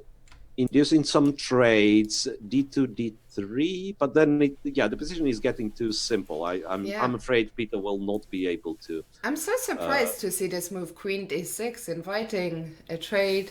I mean, you cannot trade everything because then the d pawn will just run, yeah? Yeah. I think it's actually a clever way to try to disrupt black from what he's doing. It's not that easy for black to react right now. Now rook f2, and queen g. Nah, there is no queen g5 because f8 is hanging and the white can capture it with the queen. Rook f2, and then what do? Capture on d6, go rook d8. Yeah, okay. And now rook f7. Okay, at least Peter managed to unbalance things a little bit, I guess. Yeah, he's gonna capture on b7. Black's rook is very silly on d6. It's actually, some reasonable chances for white. b7, b5, that's brave. Rook to c7 and bishop to e8, I'm guessing. Yeah, so white wins the pawn back, inevitably. So the thing is, the bishop's ending. That's interesting. E5. That's a nice way to liberating himself. But look at the clock situation: 20 seconds for Evgeny Tomaszewski versus 2 minutes for Peter Svidler. So that's another big factor. Yeah. Then d4 now. D4 might be an interesting try, just to to make sure that d4, fix another pawn on the light square. Rook f5 and rook f3. That's what Tomaszewski is trying to say. Well, that's all about piece activity, right? Rook f3. Apparently, white's going to win pawn on a6. Rook a3, bishop a6, rook a2, bishop b5, and then some move like rook g2. So I'm afraid Peter doesn't have enough control. Yeah, rook a2, and then rook g2 is the threat. Rook b2 is the threat. Well, you can play bishop f1 maybe. Okay, bishop c6. So what? Rook g2? Rook g2, rook b2. Yeah, well, the b pawn was very dangerous, right? Yeah. That's the idea. So he's trying to get the pawn all the way to b7, it seems. So rook, well, check on g7. Did he just drop that pawn? Yeah, looks like he has blunted the pawn. Yeah, and Peter, well, runs reasonable chances of winning this. Absolutely. He leveling the score. King g4. Wait a second. What's that? King is getting to f3. Peter better to care about his own king, or he's getting checkmated. Rook to b8 is still not too late, it seems. Rook to b8, king f3, you give a check on f8, and then you go b7. So this way you are making sure you're not getting checkmate. Or maybe you do. If the king goes to e3, after your check on f8, b7, and then what, rook g2? Rook g2, king f1, rook h2. Well, that actually is very threatening. Yeah. You're right. Yeah. You're right. It actually is very, very threatening. Rook f7 perhaps is what he needs to do, but then it's only one pawn. Yeah, that's tricky. So Peter had more than 1.5 minutes, but similarly can't find anything. Yeah, I mean, this king is now dangerously close, and the white king... the problem is the b-pawn is so close to checkmating, but these two, the rook and the bishop, are so far away from the defense of the white king, and it's not so easy to bring them back. Bishop d7 check. Hang on a second. And bishop h3? And he's hoping this is going to hold. Wait a second. Rook b1, bishop d3, rook b1. Wow. That's just very dangerous. That's very dangerous. What's going on here? Bishop d3. He wants to mate with rook f8, but now the d-pawn drops. King d4, there is still a check from here. If you go to e1, you actually do get checkmated after king e3. I'm afraid Peter misplayed it completely. Bishop d3, rook e8. Okay, fair enough, but then rook takes b6. Yeah. And black I guess he will take the bishop first, maybe. I know he takes there first. No, just takes there. Yeah. I think it's black who is better now. It's black who is better. White still, of course, gets the draw if he just starts pushing his pawns. g4, h4, and then... sack the rook for d-pawn, and then... And Peter offered a draw with his move rook e3, check, recognizing the tide had turned, and with that draw, Tomaszewski is in the final. As I said before, maybe people didn't have on their radar, when the qualifier started for a finalist. Of course, a lot of people in the chat are so sad to see Peter lose. Yeah, it's a great pity, but congratulations to Tomaszewski, who, based on these two games, absolutely deserves his place in the final. Yeah, absolutely. Let's not forget there will be a match for third place. That's at least what is in official regulation, and that means we will see Peter Svidler playing against Vladimir Kramnik, if this happens. Oh, yeah, that's true. Let me actually find out when this match is going to take place. So I guess that's what will be happening next. Yeah, well, logically it has to be match for the third place first, and then... Yeah, I meant next rather than to see. I think we will also, I can announce it will be shortly joined by FIDE President Arkady Dvorkovich for a short interview. And yeah, I'm just trying to find out what the timetable looks like. And I think, okay, let's go over the game. Yeah, not the entire game, but already when Peter was winning, and on move 42, after black played king f5 and move 42, yeah, his very tempting pawn push b5 b6 happens to be a mistake. He had to, well, so the pawn, as we could see in the game, the pawn was not supposed to get there. So the pawn was not getting to b8 anyway. So instead, he had to play rook b8. That's what the computer suggests. Rook b8, so now he's kind of making it one move faster. If black passes in some way, say plays h5, then b6, and next move b7. So black has to go in, king g4 after rook b8, and then you play rook f8. So you make sure there is no king cutting f3. off the king, yeah. And there is obviously no king h3 because of bishop d7 and checkmate on the next move. Yeah, nice. Yeah, and white apparently is still winning, even though in practical terms it's not that easy. Well, it's never easy to play the endgame with your king being cut on the second rank. Yeah, but that's why I'm surprised. I mean, Peter still had some time. But yeah, b6, I guess it's just so tempting to just push the pawn. But after b6, I guess that's it. There were never any more chances here, were there? Yeah, b6, king g4, and even the computer says it's very close to be equal. It's 0-30 or something. Yeah, 0-30. Which is not enough. Yeah. Yeah, but what a brilliant defense. I mean, really nice defense, I would say, by Tomaszewski. As well as always posing the most problems. So Tomaszewski actually found a very, very nice way. Yeah, there is, you know what, now if we could go to move 31, so that we can show a little variation there. Move 31 after d e5, rook e6, right? Yeah, so d5, rook e6? Rook e6, yeah, and then it's something that you don't necessarily find in a blitz game, but in a classical you probably could. Bishop d7 was much stronger. Well, I dare to say that it was practically winning. Bishop to d7, you cannot go to rook e7, you can't play because of bishop f5? Bishop f5, so you capture the pawn on e5. Then white goes d4 first. Rook g5, and you play g2, g3. Wait 1 second. So the rook here has only 2 squares, yeah? g5 or h5? G5 or h5. Yeah, you don't care that much if it goes h5. The important news is that the rook is not getting active. So after rook g5, trapped, yeah? Yeah, you go g2, g3, and then you collect the pawn on c6. So the computer line that the on-site engine is showing is rook g6, rook takes c6, and swap the rooks. But that has to be absolutely winning because white eventually picks up the a6 pawn, so he will be a pawn up, and also 2 pawns of black is fixed on the light squares. So that's the winning bishop standing. And black doesn't really have a way to avoid this trade, I guess.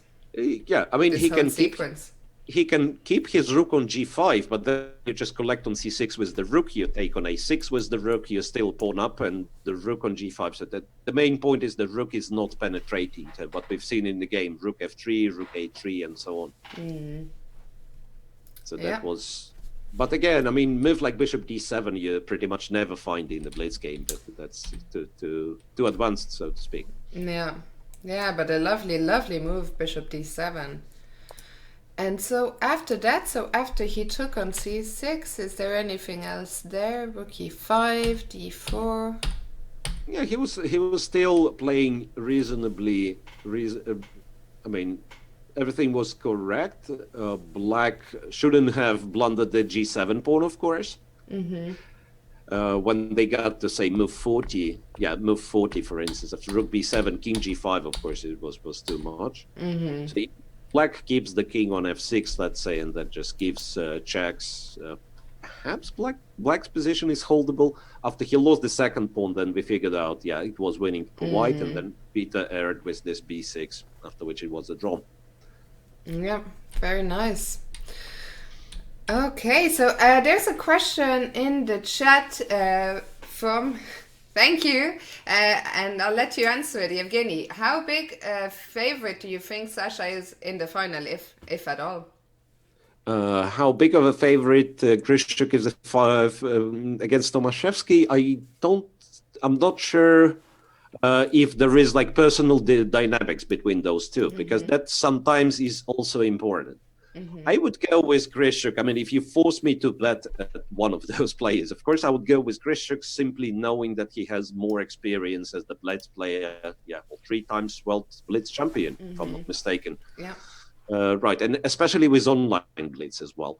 But just check it out. Tomaszewski in the preliminary tournament, he shared the place with Grischuk, and now, he made his way to the final in a way more convincing, or more convincing. Absolutely. And another question that was asked in the chat earlier is since I think, as I said, Tomaszewski out of the four is the player people would know the least. Do you know, Evgeny, why he has the nickname the Professor? The professor, because of his fundamental knowledge of the openings and the end games. So he's, you know, in terms of chess education, if I might pull such, you know, such phrase, he's one of the leading experts. Like, let's say, if Tomaszewski tells you that this particular rook endgame is winning, you don't check with the machine. I mean, you just believe him. Yeah. Or he says, okay, in this position, this move equalizes for black, and you don't need to. I mean, that's a final opinion. That's a final verdict. Because he doesn't make all the such statements without checking for.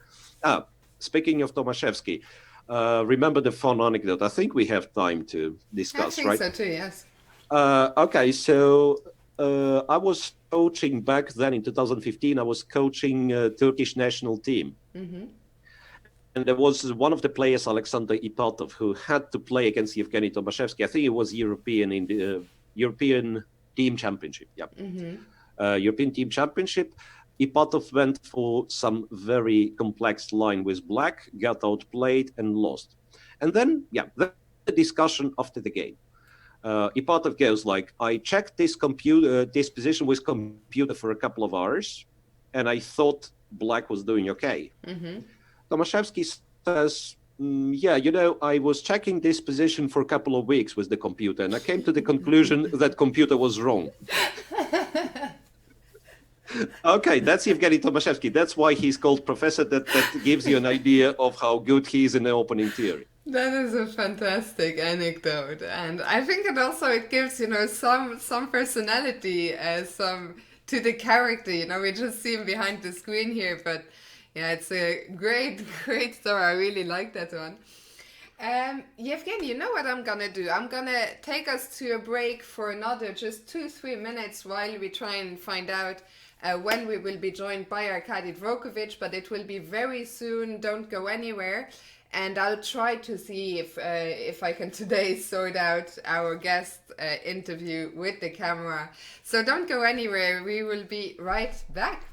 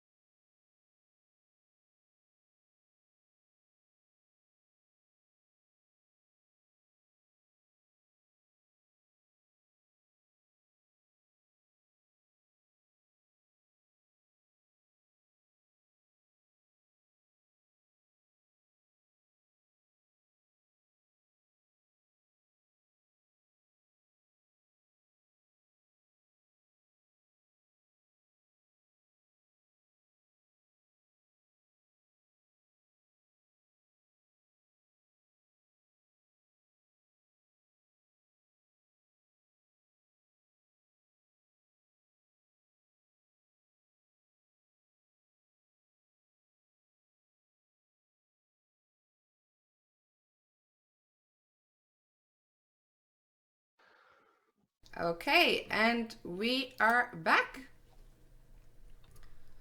And we are very happy to be joined by FIDE President Arkady Dvorkovich. Arkady, thank you very much for your time. Thank you. Thank you. I'm happy to be with you. Yeah, so please welcome. And well, we've got a few questions to ask. First of all, who came up with an initiative to have this tournament? I've heard it was Vladimir Kramnik with participation of FIDE, of course. That's a wonderful initiative. Yes, my understanding that it was Vladimir's idea that he discussed with the Russian Chess Federation, Andrei Filatov, Mark Gluchovsky, and we immediately supported as well. And we do highlights on our FIDE resources as well on YouTube and social media channels, since we believe it's the right idea to go with to support those medical professionals who work now 24 hours a day in different regions around the world, including in Russia, and 8 Russian players from 8 Russian regions are doing their best to support those brave people now. Yes, well, Kramnik mentioned that it could be a start of such initiative in different countries and so on and so on. So, like, well, we know that there are a couple of events already. One in Singapore, one in France. We are receiving this information from different parts of the world, and of course, all federations, all chess federations, and FIDE as well, exploring further possibilities how to provide even more support to those who are in need. And playing chess, I think, is the thing that people like, and this can gather a lot of attention, and people would love to contribute. So maybe a bit, each person can contribute a bit, but in total we can collect a lot to bring help to people. Yeah, and there is, well, there is a question from a lot of, say, chess players, chess professionals. I could see this being debated on Facebook. What's happening next? What's the future? What's the future of professional chess? It's understandable that it's hard to answer such question. We don't know how long the lockdown will stay. But what are the plans for FIDE? I mean, basically, will there be some online events for not only for the top professionals, but let's say for grandmasters 26 to 27, so European individuals, stuff like that? Well, first of all, we are optimistic about getting back to normal in a few months, but I think the future chess world will be the mix of online and offline chess, over-the-board chess. We'll see both formats, and we should support both. For the time being, we, besides top professional events, we had very successful online Nations Cup just a few days ago. We'll have the Steinitz Memorial starting tomorrow, the Blitz, both for men and women, with the players who didn't participate actually in the online Nations Cup. We'll see more events from Magnus Carlsen, where he invites top players as well. But we are also planning tournaments both for amateurs, and you will see our initiatives very soon already. In a few hours, we'll announce a nice thing that will be accessible for everyone, but not for grandmasters, but for all amateurs around the world. As far as grandmasters 2600 plus are concerned, we are thinking about series of tournaments, but it's not ready yet, since we need to resolve all kinds of technical details and issues with online platforms, but we're working on that. Also, we have an idea of hosting the online Olympiad this year. It's also a big project that would require a lot of technical work, but we are confident we can do it in July. Oh, wow, that's impressive. That's great news, in fact. Yes, and since you've mentioned mixture of online events and over-the-board events, it actually makes a lot of sense now that I'm thinking that indeed the established qualification cycle for example, right? When it starts on a very, very low levels, for instance, like you play in your country champion or your region champion to qualify to your country championship, then to European or wherever you are. And maybe some of those steps be held online, so it's less monetary pressure on the organizers. Well, we are not there yet. The ideas like that, we have been discussing this for some time. The biggest challenge, of course, is anti-cheating procedures, and this is a major issue with online chess. We need to make sure that the risks of cheating are not bigger than the same risks in over-the-board chess. We have some ideas how to do this, some approaches, but that requires investments. And we are discussing with our partners, with online partners, how we can do this together to provide for better access of chess players around the world to top chess. And that's one of the reasons we are not mixing also ratings, online ratings and standard LO ratings. We are not at the point where we can allow to do that.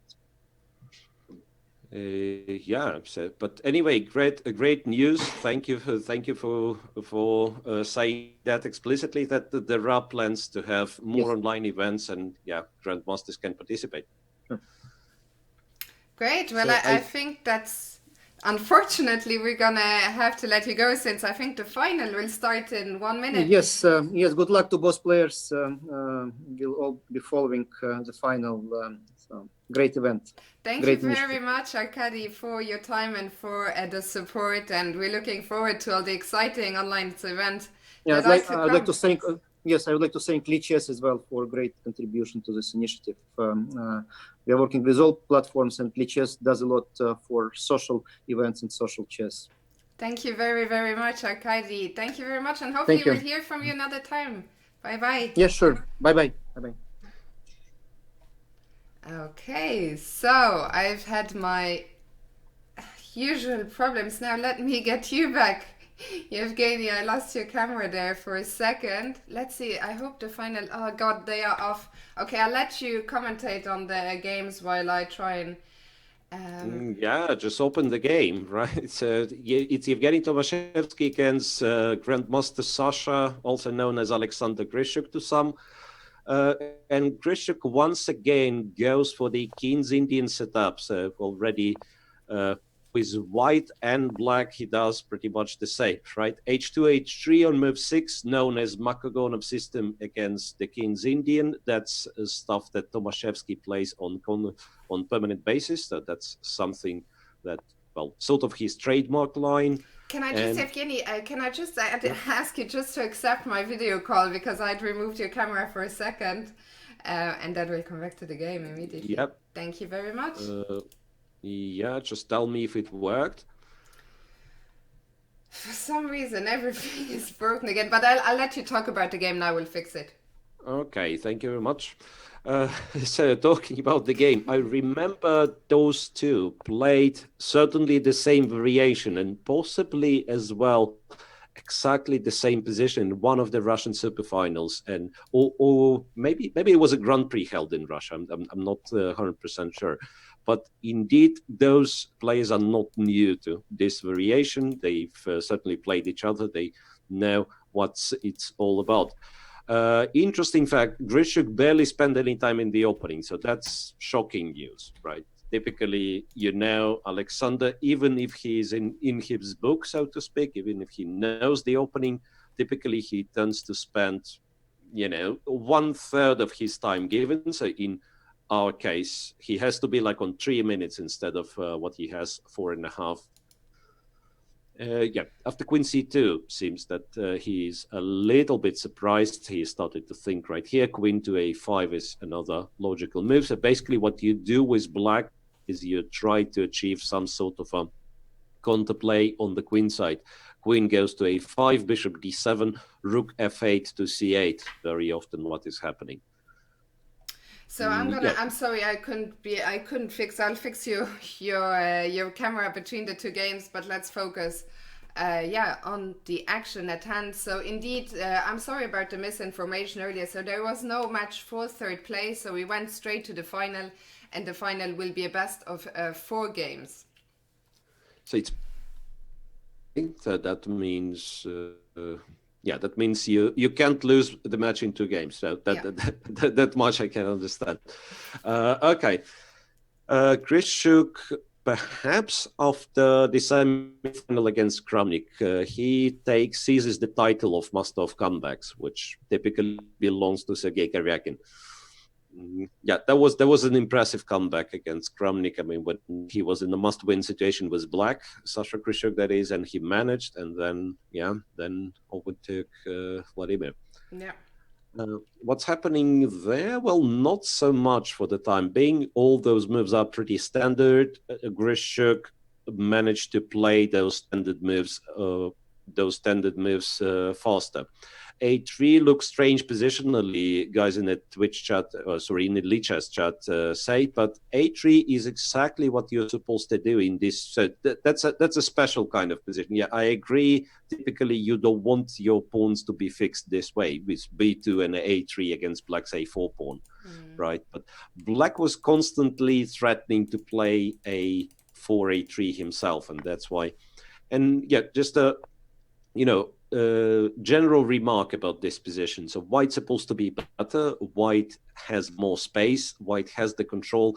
But the drawback of this, the downside of it, is that he's somewhat overextended. And especially in the blitz game, it's like you literally have to watch out for various sacrifices all over the board. Like now, for instance, after Rook C8, F2, F3 was perhaps needed because something along the lines of capture on e4 twice, and when queen captures go f5 is typically very dangerous. So f2, f3, now you can try to soften White's king side a bit with a move like h5. H5, interesting. I was just wondering actually if White could be the one. I was thinking of White to push the pawn. So the knight went, he didn't go h5, which looked interesting, and Tomaszewski says none of your nonsensical pushing the h-pawn flans Fiona, and takes the rook to c1, so focusing more on the action on the queen side. So the idea of rook h1 to c1 is that you've probably noticed how awkward it is to have the queen on c2, and that's why White is planning to go queen d1, but at the same time wants to keep the rooks connected. Hence, rook h1 to c1, and then queen to d1 to follow. Black's knight e8 hints at f5, obviously. So now I'm wondering, could it work immediately? Yeah, will Grischuk play f5 immediately, or will settle for some other preparation move, so to speak? Because other than that, I'm not sure if, say, knight from e8 goes to c7 and then later on a6. That doesn't seem to be kind of a bright prospect for this knight. Yeah, I think it's all about playing f5. Bishop to f6 to d8 to b6, however, might be an interesting idea. F5 is on the board. Yeah, f5. Well, the thing is, Black achieves f5, but it doesn't do all that much, right? If you push the pawn further to f4, it's very hard to develop like real King's Indian initiative there, because the king side will be blocked. Okay, but yeah, now there's no time for for such detailed explanation, because b4 was played, the position is getting opened up on the queen side. That means a lot more sharp action starts. This b5, can we take that pawn, or I guess we have to worry about our e4 pawn? After knight f6. Yeah, after knight f6, capturing b5 typically leads to losing e4 pawn. Queen b4 is a very unpleasant move for Black to face, because you don't want to really swap the queen. I mean, you don't want to be capturing on b4, but do you have an alternative? That's the question, because your d6 is hanging. In case of queen a6, a3, a4 is devastating, because the b5 pawn is pinned, so you don't want to be playing queen a6. I'm afraid you'll have to trade, but then, your prospects of a kingside attack with queen, with almost queens gone. being off. Those are gone, and it's really, really tough. I'm actually thinking of potential exchange sacrifice, like trade on b4, capture on e4, hope for white to take with the pawn, and then somehow take on c3, take on e4. I'm not insisting on this working for black, but that's at least a way to generate some sort of counterplay. Oh, maybe, you know what, Fiona? Maybe we go queen d8. Maybe we go queen d8. Okay. Yes, and then if white takes on d6, then we try to sacrifice an exchange, like rook c3. Yeah, that's what he's nicely spotted. Queen d8, and then, if he captures on d6 now, maybe black takes on c3, takes on e4, and tries to create a mess out of it. Yeah, so let's see. So he doesn't take on d6, takes on b5. Yeah, knight takes b5 makes sense as well. Simplify the position a little bit, take the pawn, rooks will be traded, right? And now d6 is hanging for reals. It's a good chance that the black will end up capturing on b5 as well. Yeah, I think Mashevsky is in control. So those of you guys who underestimated him, it's still not too late to change your mind. Absolutely. Can I play a4 here, or? Yeah, you probably should. Yeah, rook b8 is a clever move because black wants to keep more pieces on the board. Again, I'm not speaking there of the objective value, but yeah, it's a King's Indian. You want to checkmate. That's as simple as that. Yeah, h5, just like try to mess the position, try to come up with the initiative.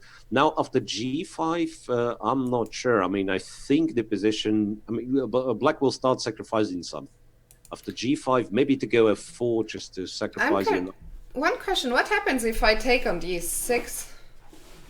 With the queen? Yeah. Black starts capturing on g4, hg4, then takes on e4.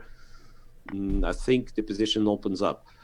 e4 takes f5. That's another interesting move. Okay. g5. No, but now f4 for sure. Now it has to be f4. So the point is, after knight d5, there's some bishop c4, and there's problems with the pin, I guess. Yeah. That's typically is the problem of capturing this pawn on d5. However, here precisely, you can think of capturing this and he because did and he because goes. You have bishop e6, yeah. You have bishop e6, and e3 is hanging with a check. That's super important. Yeah, and now black is in a superb shape. f4, and then g5 falls with a check. Yeah, that's actually looking very promising for Grischuk now. Very powerful play by Grischuk here. And the only thing is, once again, his clock situation, he will keep an eye on that. Only 13 seconds for Sasha, 1 minute for Tomaszewski. Yeah. So e takes f5 was apparently a mistake, because white really missed the fact that d5 can be taken. Can white do anything here, or is he just busted? Not really. I think white's position falls apart because you absolutely have to take on d5. Oh, wait a second. Maybe h4 can be considered. h4, wait for white. Yeah, wait for black to capture on e3. But can he capture on f3 after h4? Somehow? He can capture on f3. He can also take e3 and then go e4, opening the bishop. Yeah, it looks really, really bad. Yeah, and he resigns himself. Queen g5, queen g3, f3, and he just resigns, yeah? No, not yet. Check on h3, pick the bishop on e3 with a check. Yeah, everything falls with a check, and in the end, black also captures the rook on d5. So that's impressive. It's gonna be game over, and there it is. Tomaszewski resigns after queen takes e3. Check, and Sasha opens this final with a win.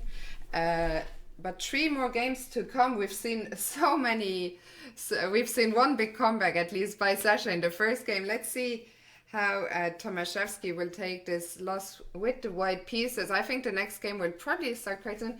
Evgeny, if I could ask you to maybe leave the Zoom call and rejoin, because I think the fact that we had a guest messed up everything, and also even your volume was Svidler. So I'll keep us guys on I'll keep us on screen, but I'll mute us so that you can see my. You guys can see my frustration, but we're not going on a break. We're just gonna get Evgeny's camera back.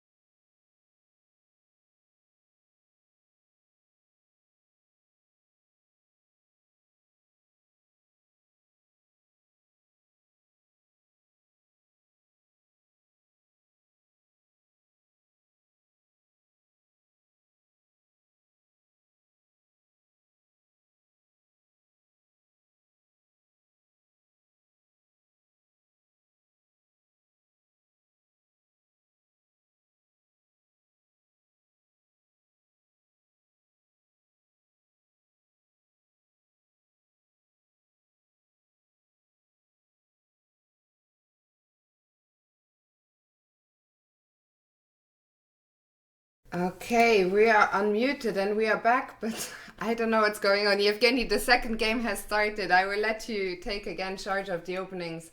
I can hear you well, I can see you well, so I'll just try and get you back on the call, and I'll leave you for 1 second. Yeah, sure, no problem with this.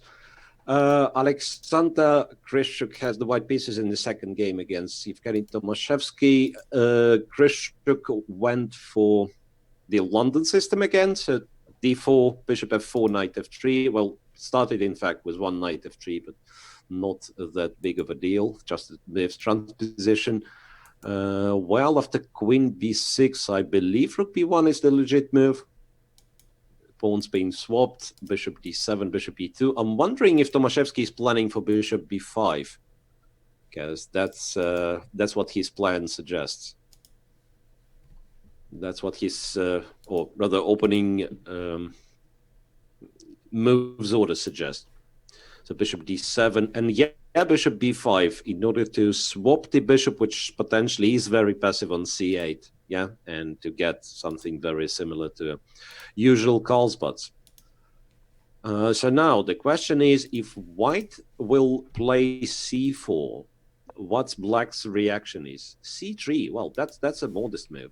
c2, c3, maybe, you know what, now in the tournament situation, maybe Grischuk doesn't need to sharpen up the position that much. Yeah, even though I think c4 was a sensible alternative. To play c4, and if black captures on c4 just to castle short. So now we will soon have something resembling the Carlsbad again, the Carlsbad structure with colors reversed.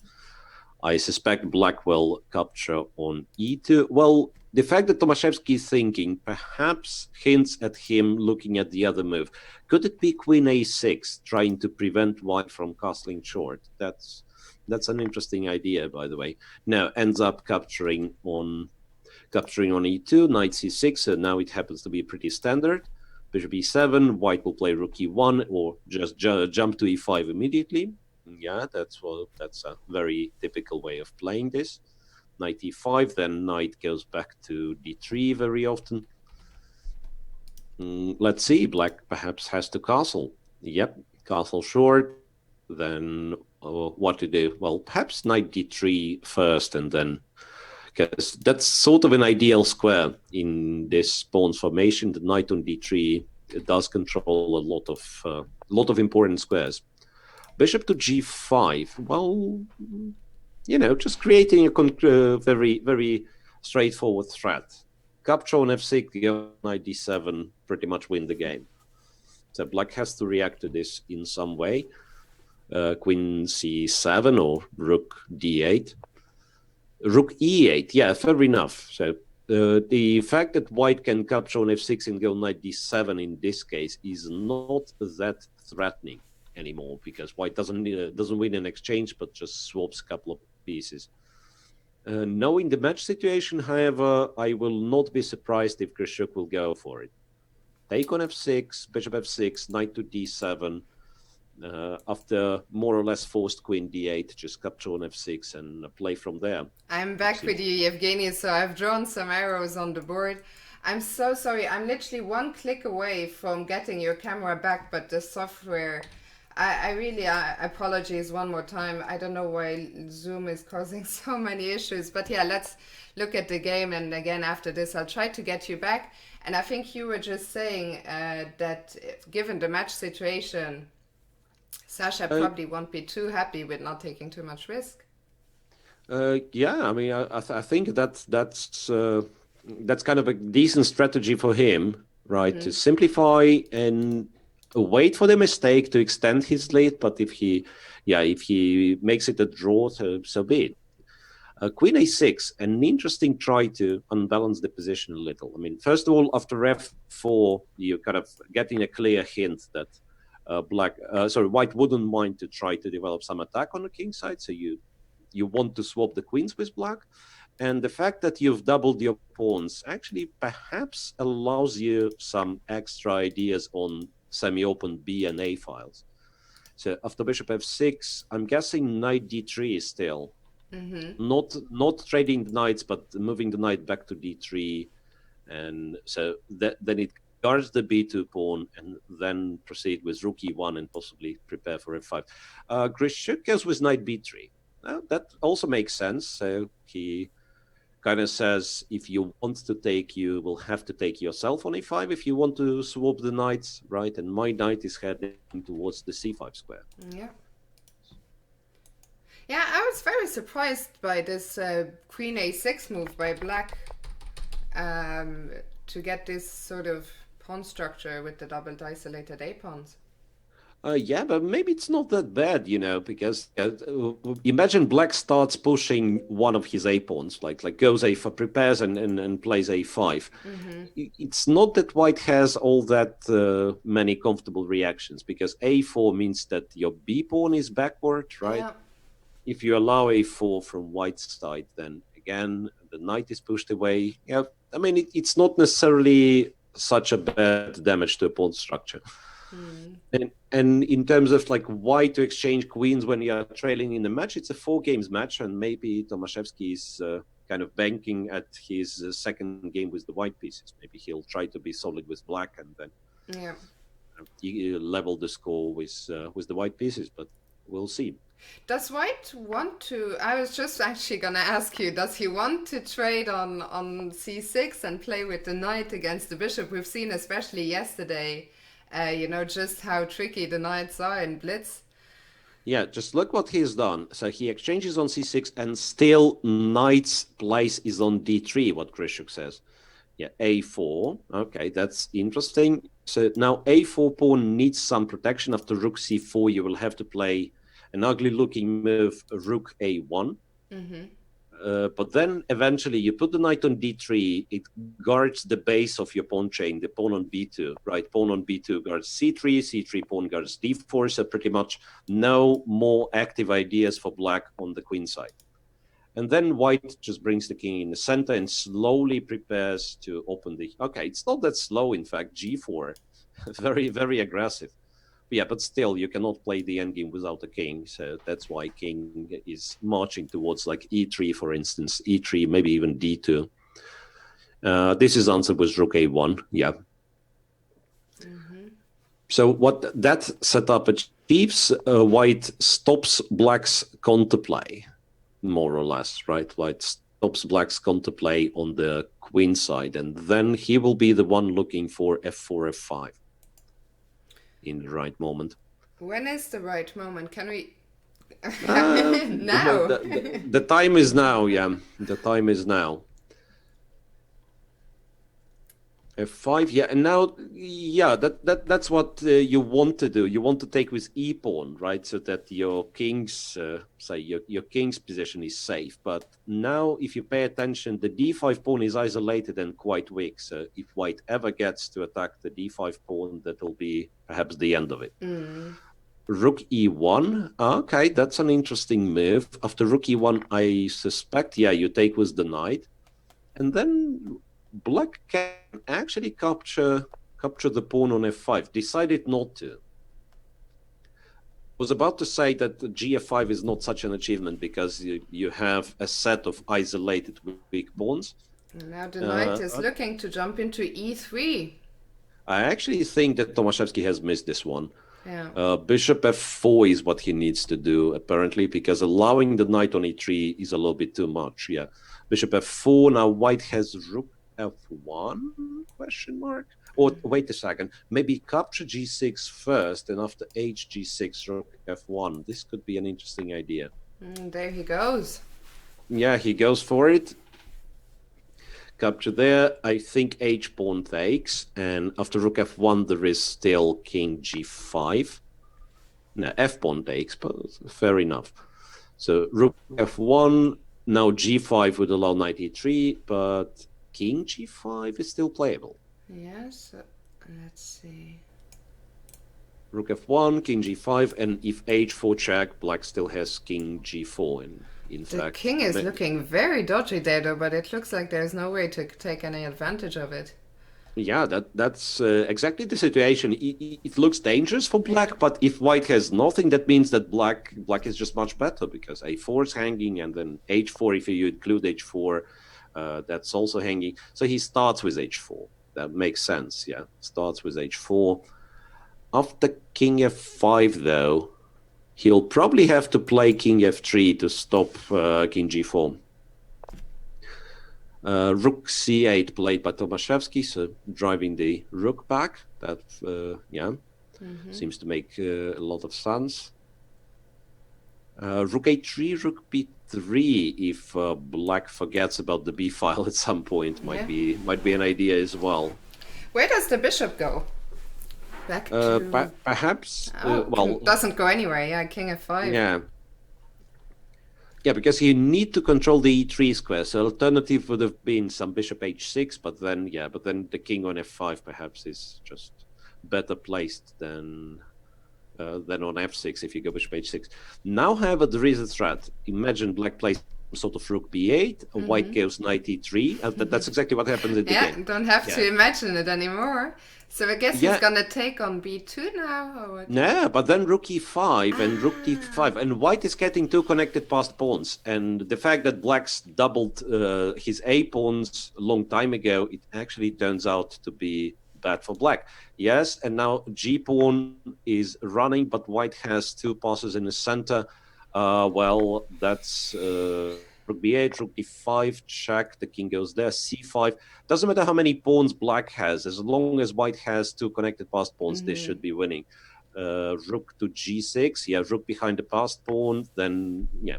That's reminds me of one of the classical games of Philidor, in fact. I mean, one of the first, or maybe one of the only games that was published, so there was a long game where in the end game he won precisely with two connected passes against three isolated ones. King c6 is absolutely winning. Yep, rook, keep the rook on the a file, and then d5, d6, and you just win. Rook a5, d5, d6, rook a5's played. And they just run. That's game. And Grischuk is going to take, there it is, Tomaszewski resigns after rook a5, and Grischuk takes a 2-0 lead in the final. Evgeny, we talked quite a bit yesterday about this, infamous final, World Cup final between Karjakin and Svidler. So we'll see if Tomaszewski can pull a Karjakin here. Yeah, well, honestly, very, very unlikely against such an experienced player as Grischuk is. But same, I would say, if you would ask me before the World Cup final where Svidler was leading 2-0. That's, that anything's possible. It will, of course, depend. That's a very easy thing to say. It will depend on the very next game. Yeah, if the game is not won by Tomaszewski, that's the end of this final. But if he wins, and all of a sudden, 2-1, it's a very slippery territory. Absolutely. So one might start thinking of, okay, I was 2-0 up, and then, now it's 2-1. It's all a matter of one game, and in this one game, it might be a matter of one move. Yeah. Meanwhile, I don't really know. I've been so frustrated all day. I think people can see it. I see you very clearly. Maybe I can go for help to the chat. Chat can always help. Is there a Zoom expert? So basically I have the Zoom call, and the gray area you see is where my photo is in the Zoom call. So all I need, so we have this 2-view call. All I need is Miro to be on the right side. But I do not know how to orchestrate it, and Zoom has cost me my last nerve these last couple of days. So if anyone knows, the problem is that there have been some issues, and we didn't plan on using Zoom, but Zoom really seems to not get on well with broadcasting softwares. I've heard from others before that they've had the same issue. Evgeny, do you know if your Skype is still? Do you know if your Skype might cooperate? Not sure. I mean, if we can have like a couple of minutes break, then we could figure out. But I'm afraid it's not the best idea to try now. Yeah, because the players. Is there maybe if someone from Lichess can let us know now that the players have played 2 games, will they take a quick break, or will they? Okay, so apparently they will continue soon. So we probably should not risk it. Yeah, I don't think my appearance is the most attractive thing from, say, me being commentator. So let's leave it without the camera. I think people are fine with that. Okay, let's do that. Oh well. Okay, so the next game is off. Actually, the first move has been made already. And Evgeny Tomaszewski is now in a must-win situation. I don't know if someone from Lichess could maybe let us know if Tomaszewski does not win, will they still play a 4th game or not? I guess not, but either way, he has to win this game to come back in the final. So opens up with c4 again as the game 1, but Grischuk changes, and instead of going for the King's Indian, he plays pretty much the pet line of his, this early bishop c5 move in the English opening. I think it was Grischuk's invention originally, and then there have been quite a lot of famous games in this line. Dubov overtaking Karjakin in the World Cup in Tbilisi. Then Magnus has played it with white, I'm guessing. Yes, I thought there have been quite a few very, very interesting games. Mm-hmm. Knight to b6. I guess I remember this one. So knight to b6. Yeah. Actually, I can just open. Funnily enough, we're following a top game. I opened the book for a second between Dingley Wren with the white pieces and Alexander Grischuk himself. Yeah, from World Cup Khanty-Mansiysk, which was eventually won by Dingley Wren, I'm guessing. Yeah. Yes. So they are still following that. In that game, Dingley Wren now played knight a4 here. Yeah, knight a4, swapped the knights, and then very typical Sicilian play with bishop, developing the bishop, putting the rook to c1. So actually, do not be fooled by kind of first moves. It's not the real English opening. It's a dragon variation with colors reversed, right? The Sicilian dragon with black pretending to play white. Something like that. Bishop c1 to d2. So a bit of a new move, but more or less the same ideas. Knight c3 to a4, or in some cases, knight c3 to e4, followed by rook c1, because the aim for this knight is to end up being on c5. Grischuk says, I'm not sure about the other maneuvers, but knight a4 is not the move you're playing in this game. Yeah. a5, a4, just to stop all the nonsense connected with this knight's jumps. Knight e4, rook c1, opting at c5 seems to be a decent move, though, because knight has not that much to do on c3. Yeah, alternatively, alternatively, it could be b4. That's, of course, very responsible move. b4, you force white take en passant. When you're 2-0 down, you need to take your responsibilities sometimes. Yeah, it's not like you're worried about your pawn structure anymore. yeah, exactly. And knight e4 immediately, and now rook c1, so he's played the two moves you were advocating for a while. And then what's the plan? How does white continue here? Puts the knight on c5, and yeah, I mean, by that point, black will have to react in some way. I mean, after knight c5, you cannot tolerate this knight forever. Yeah. On c5, so you'll have to do something. Maybe just take on c5 now that I'm thinking, because kind of psychologically, you don't want to trade the bishop for a knight, but the knight on c5 is annoying, and at the same time that's the only good piece white has. So after knight c5, I'm guessing you just take on c5, you play bishop e6, black is very solid. Yeah. Then aims at b3. I guess that's what Tomaszewski can do, or rather that Grischuk can do. Speaking of what Tomaszewski can do, apart from knight c5, it's not that clear. b4. b4, wow. Captured immediately b4. By Grischuk, and bishop b4. Yeah, bishop b4. So you see how powerful the knight on c5 is, that Tomaszewski wants to swap the bishops first and only then put the knight on c5. And yeah, along with that, the a3 pawn, of course, was hanging. So that's the way basically to defend the a3 pawn. So can I take on b4 now with the knight to try and go? Yeah, you take with the knight, white captures with the pawn, and still now the pawn from b4 supports knight c5. And black's problem of not being able to develop the c8 bishop to some reasonable square is still there. Rook e8, played by Grischuk. Okay, I mean, it feels a little bit shaky, this move, like allowing, queen the access to f7.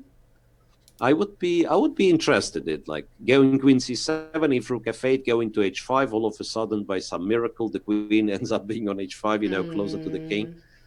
Again, maybe not immediately, but yeah, well, actually, after rook fd1, I can imagine black trading on b4, playing bishop e6 with the tempo.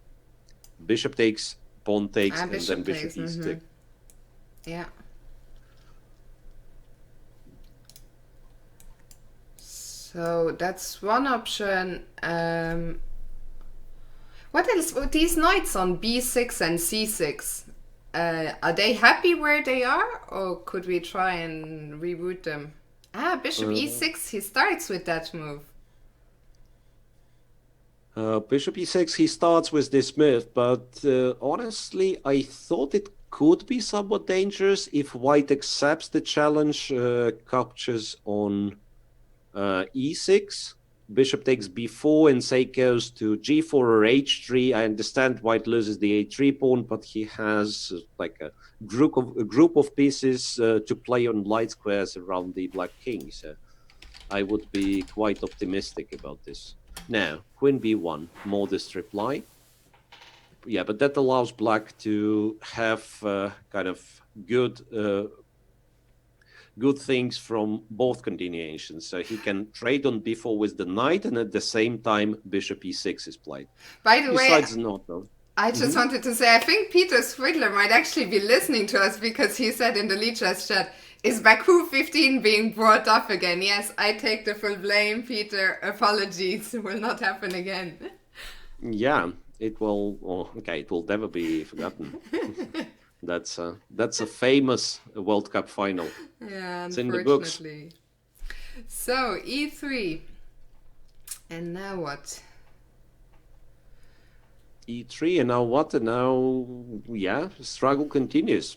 That's the nature of English opening, pretty much. Yeah, was Black. I mean, Black's problem. I mean, now I'm switching to kind of sarcastic way, but Black's problem is that he kind of achieves good squares for all of his pieces too quickly, and he doesn't know what to do. Yeah.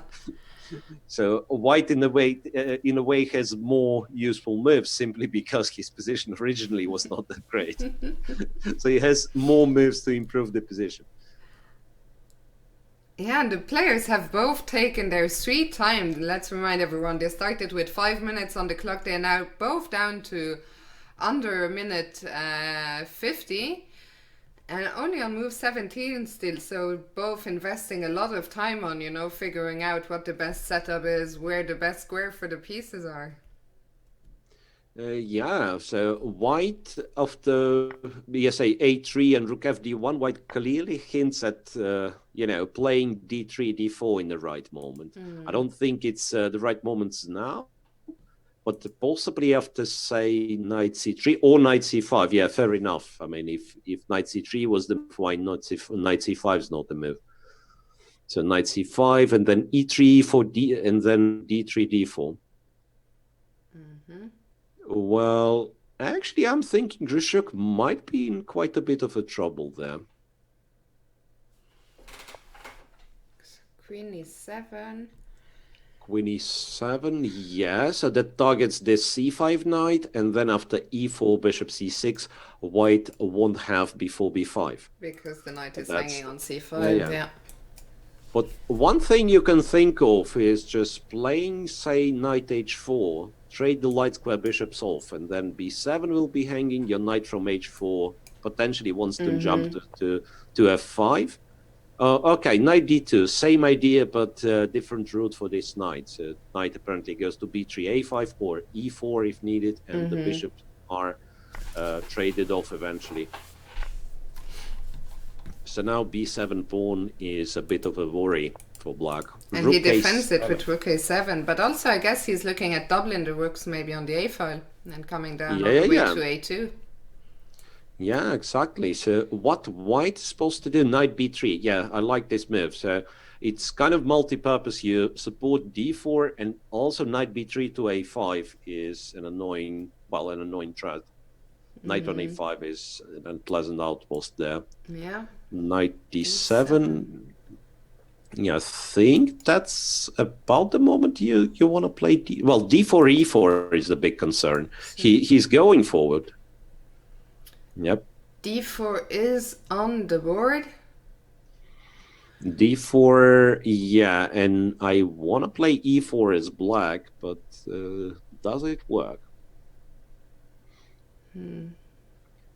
Because even though I have the bishop, it's not the position that I want to... Takes on c5. This is a surprise to me.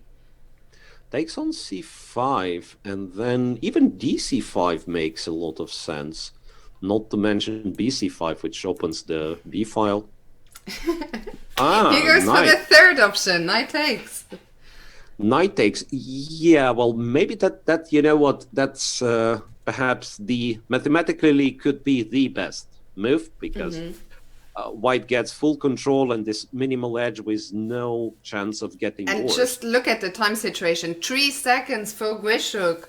He is going to play the remainder of this game on increment. Can I play c6, or is that going to be... c6, rook d8. The question is if you have enough to fight for the d square. Yeah, I actually thought that's the way. So you trade, and then you play rook c6, you play rook d6, or just b4, b5, so to make sure that the pawn is pinned to b6.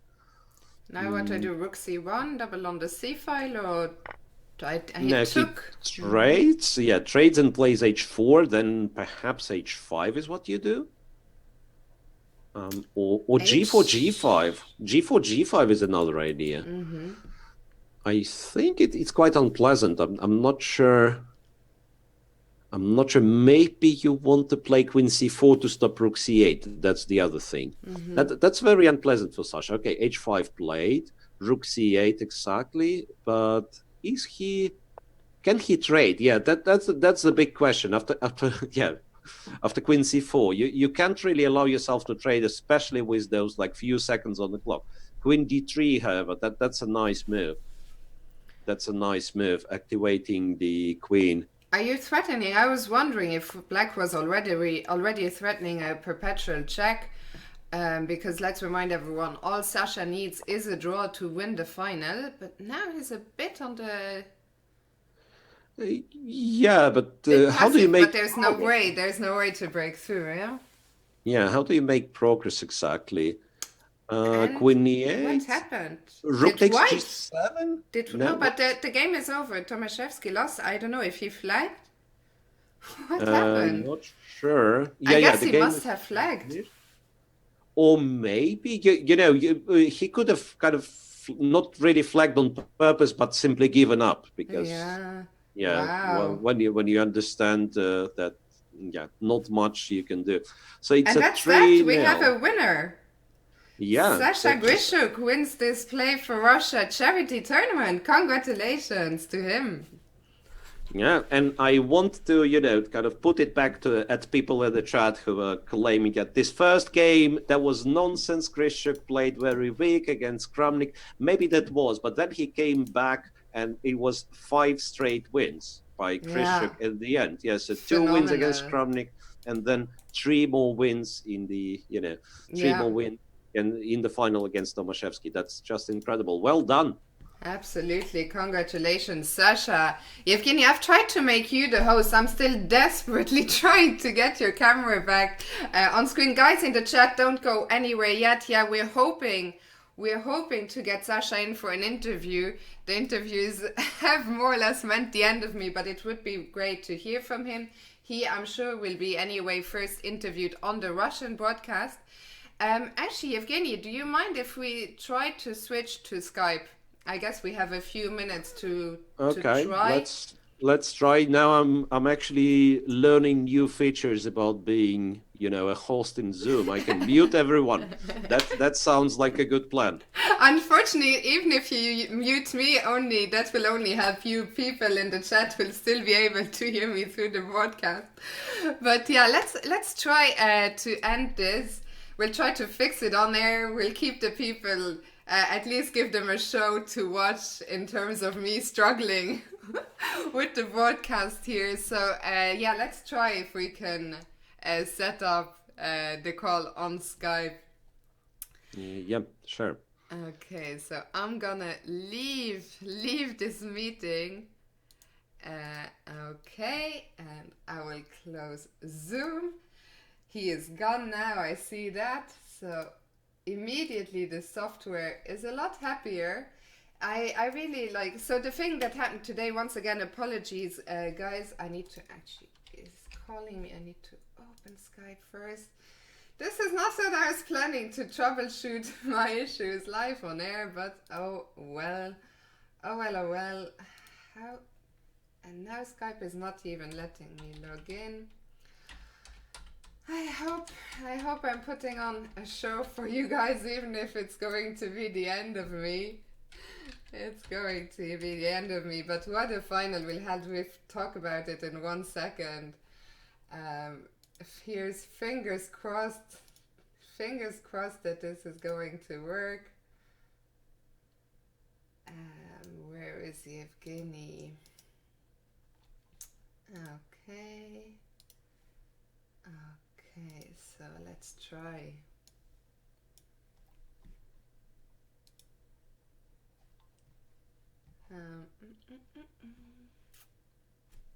I'm not hearing anything now. Let me see.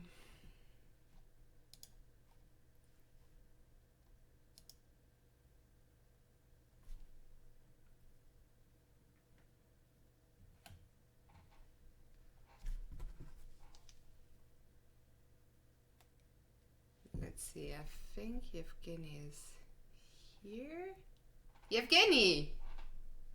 Okay, so now, yeah, I have you back on camera now, but not on audio. It looks like Skype and Zoom are just taking the mickey here today. We've both been fighting our own demons, but yeah, I guess if you cannot unmute yourself, we'll have to go back to Zoom in that case.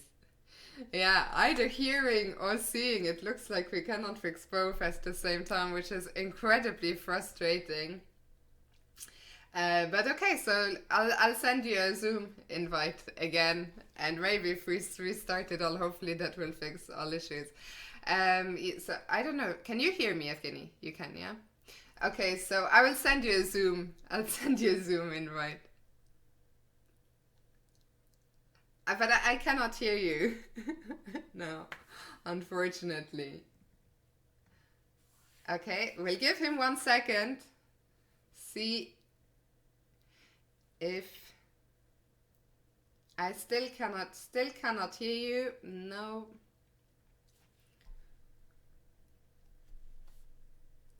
People are trying to lip read. They are trying their lip reading skills. But no, it looks like, unfortunately, this is not going to work.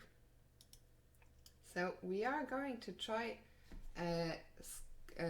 Zoom again. Let me just make sure that Skype is killed off on my desktop, because together they are definitely not happy. That is for sure. Okay, wish me luck, wish us luck, in fact. We are starting a new meeting. Okay, let's invite Evgeny.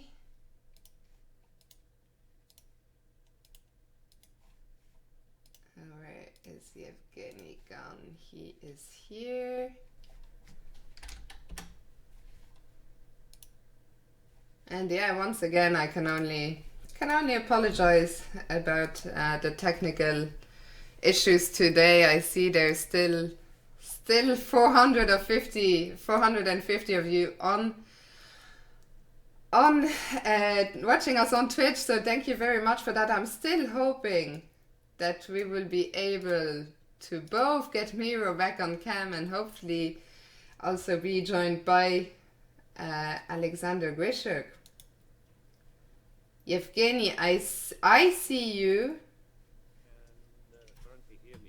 I hear you as well. Once again, though, the camera. Can I just cut it new now? Yeah, I've do whatever you like. I wish I could do whatever I like, but no. You know what the problem is? I still have the same issue, that it's just not cut in the right place. Unfortunately, XSplit is not letting me cut anything. But then it's an XSplit issue then. That's something apparently with my Skype, which I will be fixed maybe by just uninstalling it and then reinstalling it. But for now, I don't know. I mean, it recognizes the mic correctly. It says it's a Rode podcast or whatever, and it doesn't work. It's simply muted. Yeah, I'm so confused about what's going on. Apparently, Sasha is finished on the Russian broadcast, so if he would like to join us, I'll give the link. I think I'll give the new Zoom link anyway, and we will see what happens.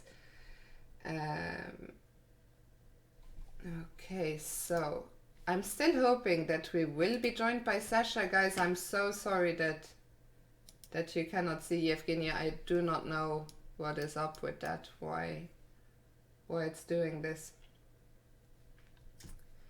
So yeah, we are waiting, basically waiting to see if Sasha is going to join us, and then I will go and throw some darts at a Zoom voodoo doll. Those are my plans for the rest of the day. Let's see.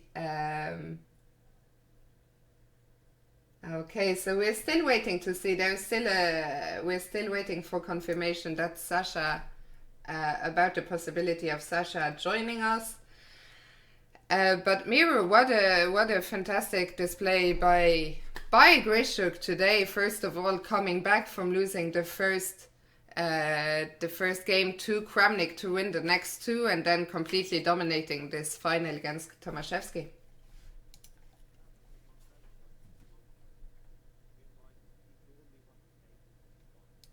One second. Unfortunately, there is now an issue with your audio as well. I can barely hear you anymore. Yeah, I know something pretentious. You can't hear Miro. That's because I can barely hear him myself.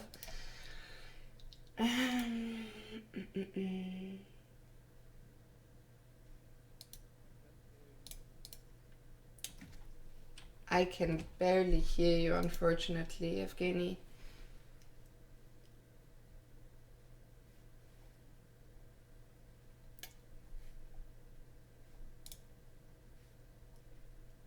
How about Evgeny? What would happen? I'm trying to think if you could join us over phone. Can you say something? Yes, I can. Now you're back. Yeah, that's better. I've just found where to check the volume for my mic. Yeah, that's weird. What's going on there? Yeah, but let's not blame the software. Apparently, we are just. I'm gonna blame the software for everything. I have no shame. I will blame the software on all our issues today. Okay, but eventually works, right? Yeah, we can hear you. We cannot see you, but unfortunately, yeah, that is the way it is. And I think we are still waiting for Sasha to hopefully join us. Yeah. I don't know what people are discussing in the Lichess chat. Yeah, well, fair point that Grischuk indeed was today, well, the hero, the only player in plus, and he's in a huge plus, right? So yeah.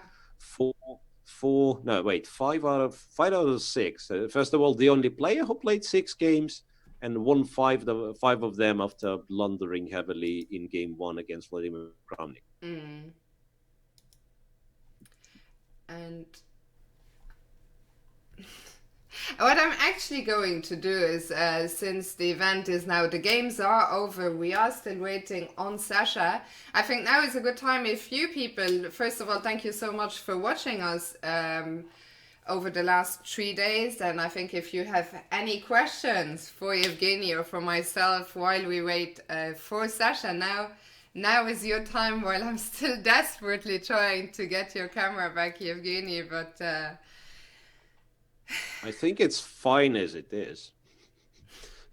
I think it's honestly, you should not be wasting your efforts, and yes. Then let's better get Grischuk on the call. I think Grischuk has been given the Zoom link, so he will just simply join the call when he is ready, I think.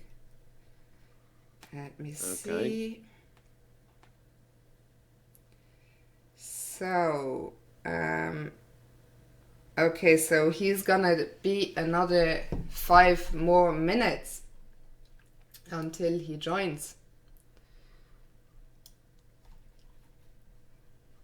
Okay, so what we could do is once again try to go back and, once again in the retrospective to remind our viewers, to remind ourselves what was happening during this tournament. So if you remember, day 1, it was absolutely dominant performance by Alexander Grischuk. I'm guessing it was 5.5 out of 7, right? So 3 draws, 4 wins.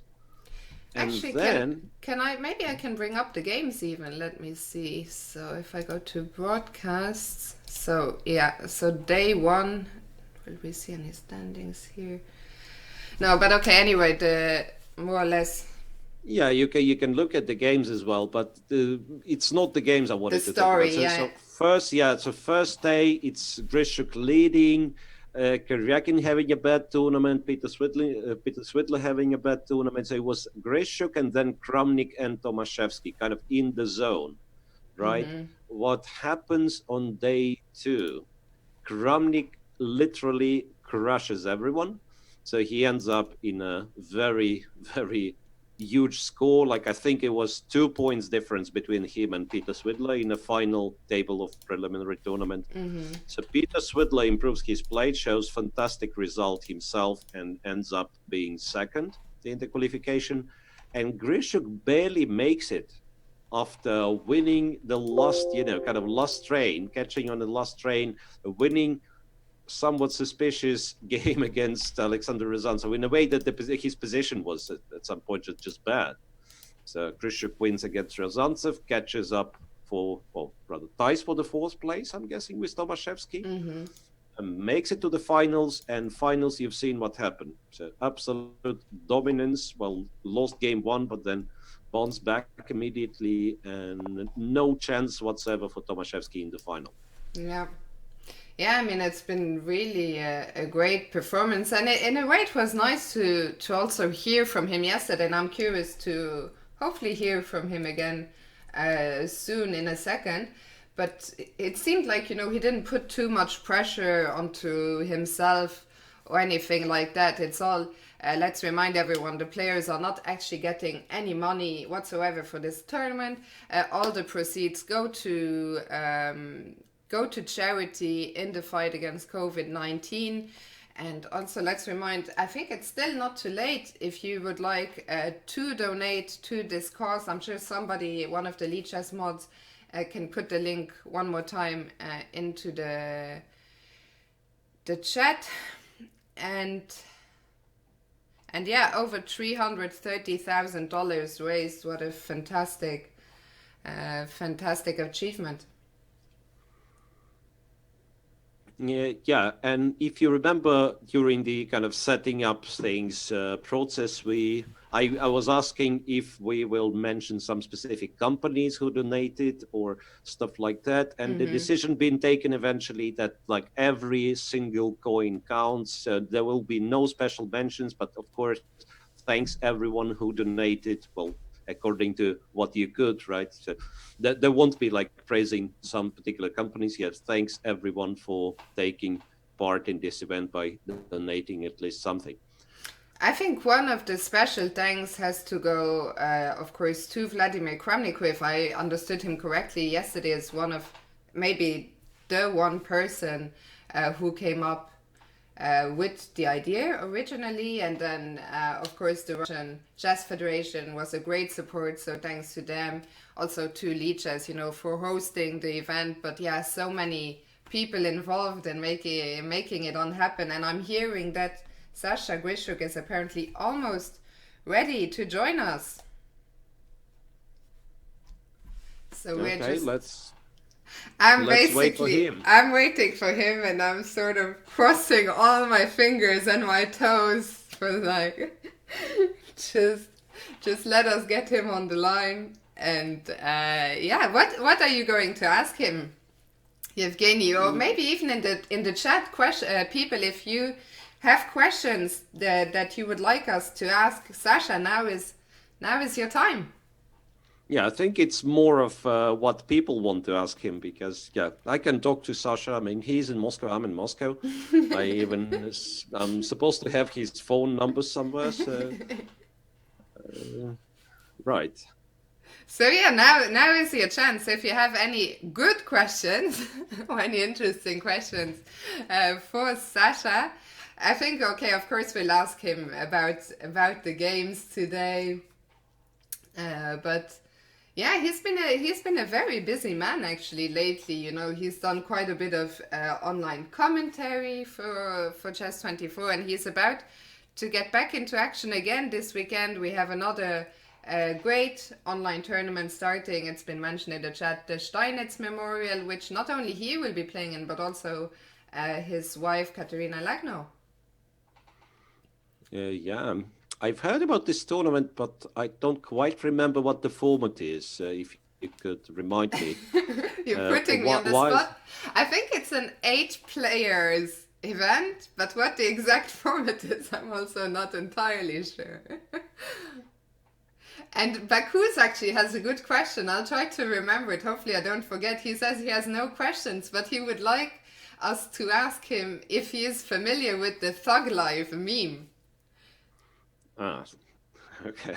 I think he cultivates it quite a lot. I mean, with his appearances and his interviews, I think he's not only familiar, but could be one of the creators.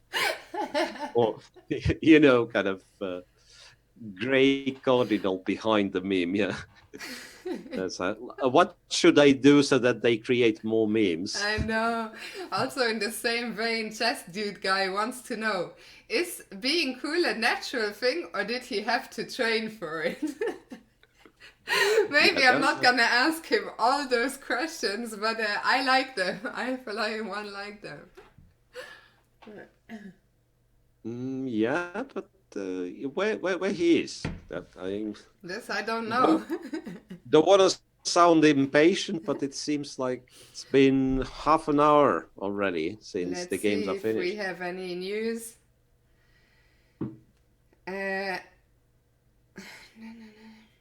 Okay, so I heard 4 minutes ago. I saw that he must be on his way to us. But maybe Zoom works in mysterious ways, and it's a long way to our call.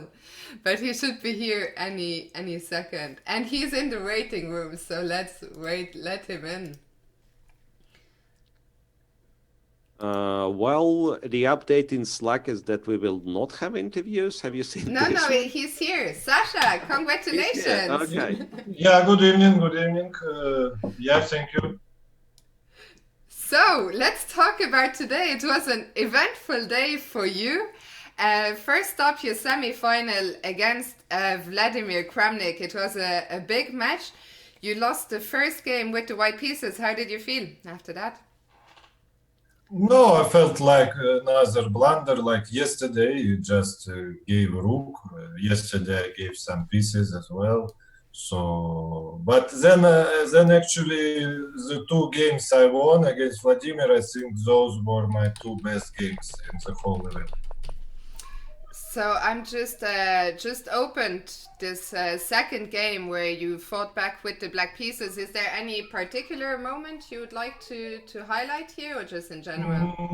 No, not really. Just the whole game I think was good. I mean, not like some great moment, but just I think the level was quite high from me. And the same about second. The same about this Apocalypse game. How is it? Close, the Armageddon. Yes, Armageddon. So for the Armageddon, it was actually Kramnik, I believe, who chose the colors? Oh yes, but before that game in this event, we won all 4 games with black, so it would be quite strange if he picked white. Absolutely, and you with the white pieces. I mean, it was a tough game. Where did you feel that game turned? It seemed very. No, I thought I'm better the whole game. I was just building an advantage. No, that's why I'm saying that those 2 games I won against Vladimir I like the most because there were some lucky moments or something or huge blunders by him. It was just really good games, I think, for me, which cannot be said about the final games. Just before, I wanted to ask you, just before we talk about the final games, you said that you're proud of these 2 games. Do you feel that the fact that they were played against Vladimir Kramnik, does that add to how you feel about them? Or would it have been the same against any other opponent? Or is there, something special about the fact you played Kramnik, who doesn't really play classical chess anymore? No, it has. I mean, okay, if it was played against some beginner player, of course I would not be that fond of those games, but against any strong opponent, it's the same. And so, sorry, I had interrupted you. We're about to talk about the final games, so you were not quite as satisfied with those, but you're still won the final very convincingly, winning 2 games. Well, winning all 3 games. I keep thinking the 3rd game was a draw, but no, winning all 3 games. Yes, but all games were very, very difficult. Okay, when you play King's Indian, you expect to have a difficult game, and that's what happened in game 1. And then I managed to swindle him, but of course I was much worse. Then in 2nd game, I had a pleasant advantage in the end game, and I rushed with this F5, and I was not better at all after that.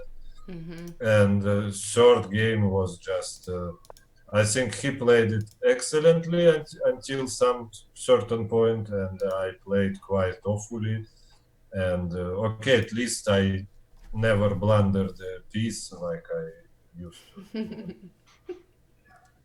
So, when all was said and done, you have won this tournament. You already joined us yesterday when you mentioned, you know, the sporting aspect here is secondary. It is a charity event. A lot of funds have been raised. Yesterday, you told us that you picked a charity supporting homeless people, I believe mostly in Moscow. But for the people who were not there yesterday, somebody in the chat was asking, can you maybe elaborate on why you picked a charity supporting homeless people when there's so many charities to choose from? No, I said it yesterday. I think it's the most unprotected sort of category of people. That's why. But it's not only in Moscow. Actually, I think their main office of this organization is in St. Petersburg. But they also have one in Moscow and also in other cities. Great. But their main one is actually in St. Petersburg. Okay, well, I but it was this why I picked I'm answering why I picked this category of people, but exact organization. The thing is, my good friend Ilya Gorodetsky, you probably know him. Yeah, at least Evgeny knows him. Of course, yeah. Okay, his nickname sort of is Ilyushan. Everyone knows him as Ilyushan, but he is Ilya Gorodetsky in real life, and his wife has a huge charity hospice in Moscow, and I think in whole Russia. And so I asked him for advice because, of course, she is extremely competent. Because I'm sort of skeptical about a lot of charities. I'm sure there is a lot of money laundering going in some of them and so on. So I asked for advice about some charity in which I could trust. Actually, and he gave me one. Yeah, people in the chat were wondering if you can tell the name of the charity, I guess, and so those are interested can also look it up and also donate themselves. Okay, it's the name is Nochleshka. Okay, I think Nochleshka is like how to say, it's where you can spend the night, and the site is homeless.ru. Homeless.ru. Very simple. I've put it in the chat. Great, thank you very much for that. And maybe from Evgeny, I don't know if you have any more questions. I just wanted to ask you more in general, Sasha. You have been involved in a lot of, of what's been happening online lately with some commentary gigs for Chess24 and this and that. How does the transition, how does it feel to you to not be playing over the board anymore, but be so involved with everything that's going on the internet? No, actually, chess-wise, it's completely fine. It's, what's going on is terrible life-wise. But actually, chess-wise, it's completely fine. I actually probably enjoy more playing online than live. That's interesting to hear. Speaking of playing online, you won this charity event where, that was the main focus, helping people in need, but you will be back in action just a couple of days from now. Is it starting already tomorrow in the Steinitz memorial, where the sporting aspect will be again more in the foreground? So how do you look forward to that? No, actually, tomorrow I will play 2 tournaments. It's this Steinitz Memorial and also Chess Brass tournament. There will be a very strong Chess Brass tournament. There is a team Chess Brass from Canada in which I'm playing in this, how it's called? In the Pro Chess League. Yeah, Pro Chess League, yes. In Pro Chess League, we have very nice team, and now our chief, our boss, Eric Hansen, is organizing a tournament, and it will be a very strong tournament. We have 3 players from our team. It's me, Anish Giri, and Alireza Firuja. There is Jan Nepomniachtchi. There is Hikaru Nakamura. You probably heard of him. And there is one more also very strong player. There is 6 players, all very strong. So yeah, it's nice. I mean, I haven't played 2 chess tournaments in a single day since Calatrava. There was very nice rapid tournament in Spain, in a city, in a town called Calatrava, and there was 3 days rapid and also some blitz tournaments. So one day I actually played 3 tournaments there, 2 blitz and also this rapid. But since then, I think it's my first time to play 2 tournaments in one day. Amazing. Well, you're gonna be busy, so I'll let you go. But before I let you go and get some rest before tomorrow, and best of luck there. On top of, once again, congratulations for today. Before I let you go, one final question that the chat was dying to ask you. Are you familiar with the whole Thug Life meme around your persona? No, I saw it on YouTube, I think. And what do you think of it? I don't know much about it, honestly. But I think it's not related to me. It's like a well-known meme, this yeah. It's just, it's not made because of me. So. But I think you're the leader, let's say, in the chess world. The Thug Life chess leader, if I can put it that way. No, I mean, it's better than, if it was Draw King or something like some other players have. So, yeah, so it's fine. That is a very good point. Sasha, thank you so much for your time. Congratulations once again, and best of luck with your 2 tournaments tomorrow. Thank you. Thank you. Bye-bye. Yeah. Okay, so that was Sasha Grischuk, everyone. Evgeny, what did you make of what you had to say? I kept silent just listening to Sasha. Yeah, I mean, he's just cool as always. Yeah, so I can't really add too much to that. Yeah, I know. At the end, you really feel, it's well-deserved that he wins. And the attitude about the game of Alexander Grischuk is really, really deserved to be praised. Absolutely. And also I thought it was really, really nice what he said about the charity it shows, and how he really wanted to make sure, that he picked one where he was sure that the money is going to the right people. And very well-deserved winner of this tournament. He's played some such entertaining games, and as he said, the last 2 games against Kramnik were extremely well played. So congratulations to him, but also congratulations to all the other participants. It was great to see all their games, and I think they really put up a fantastic show for fans around the world, and all that for a good cause.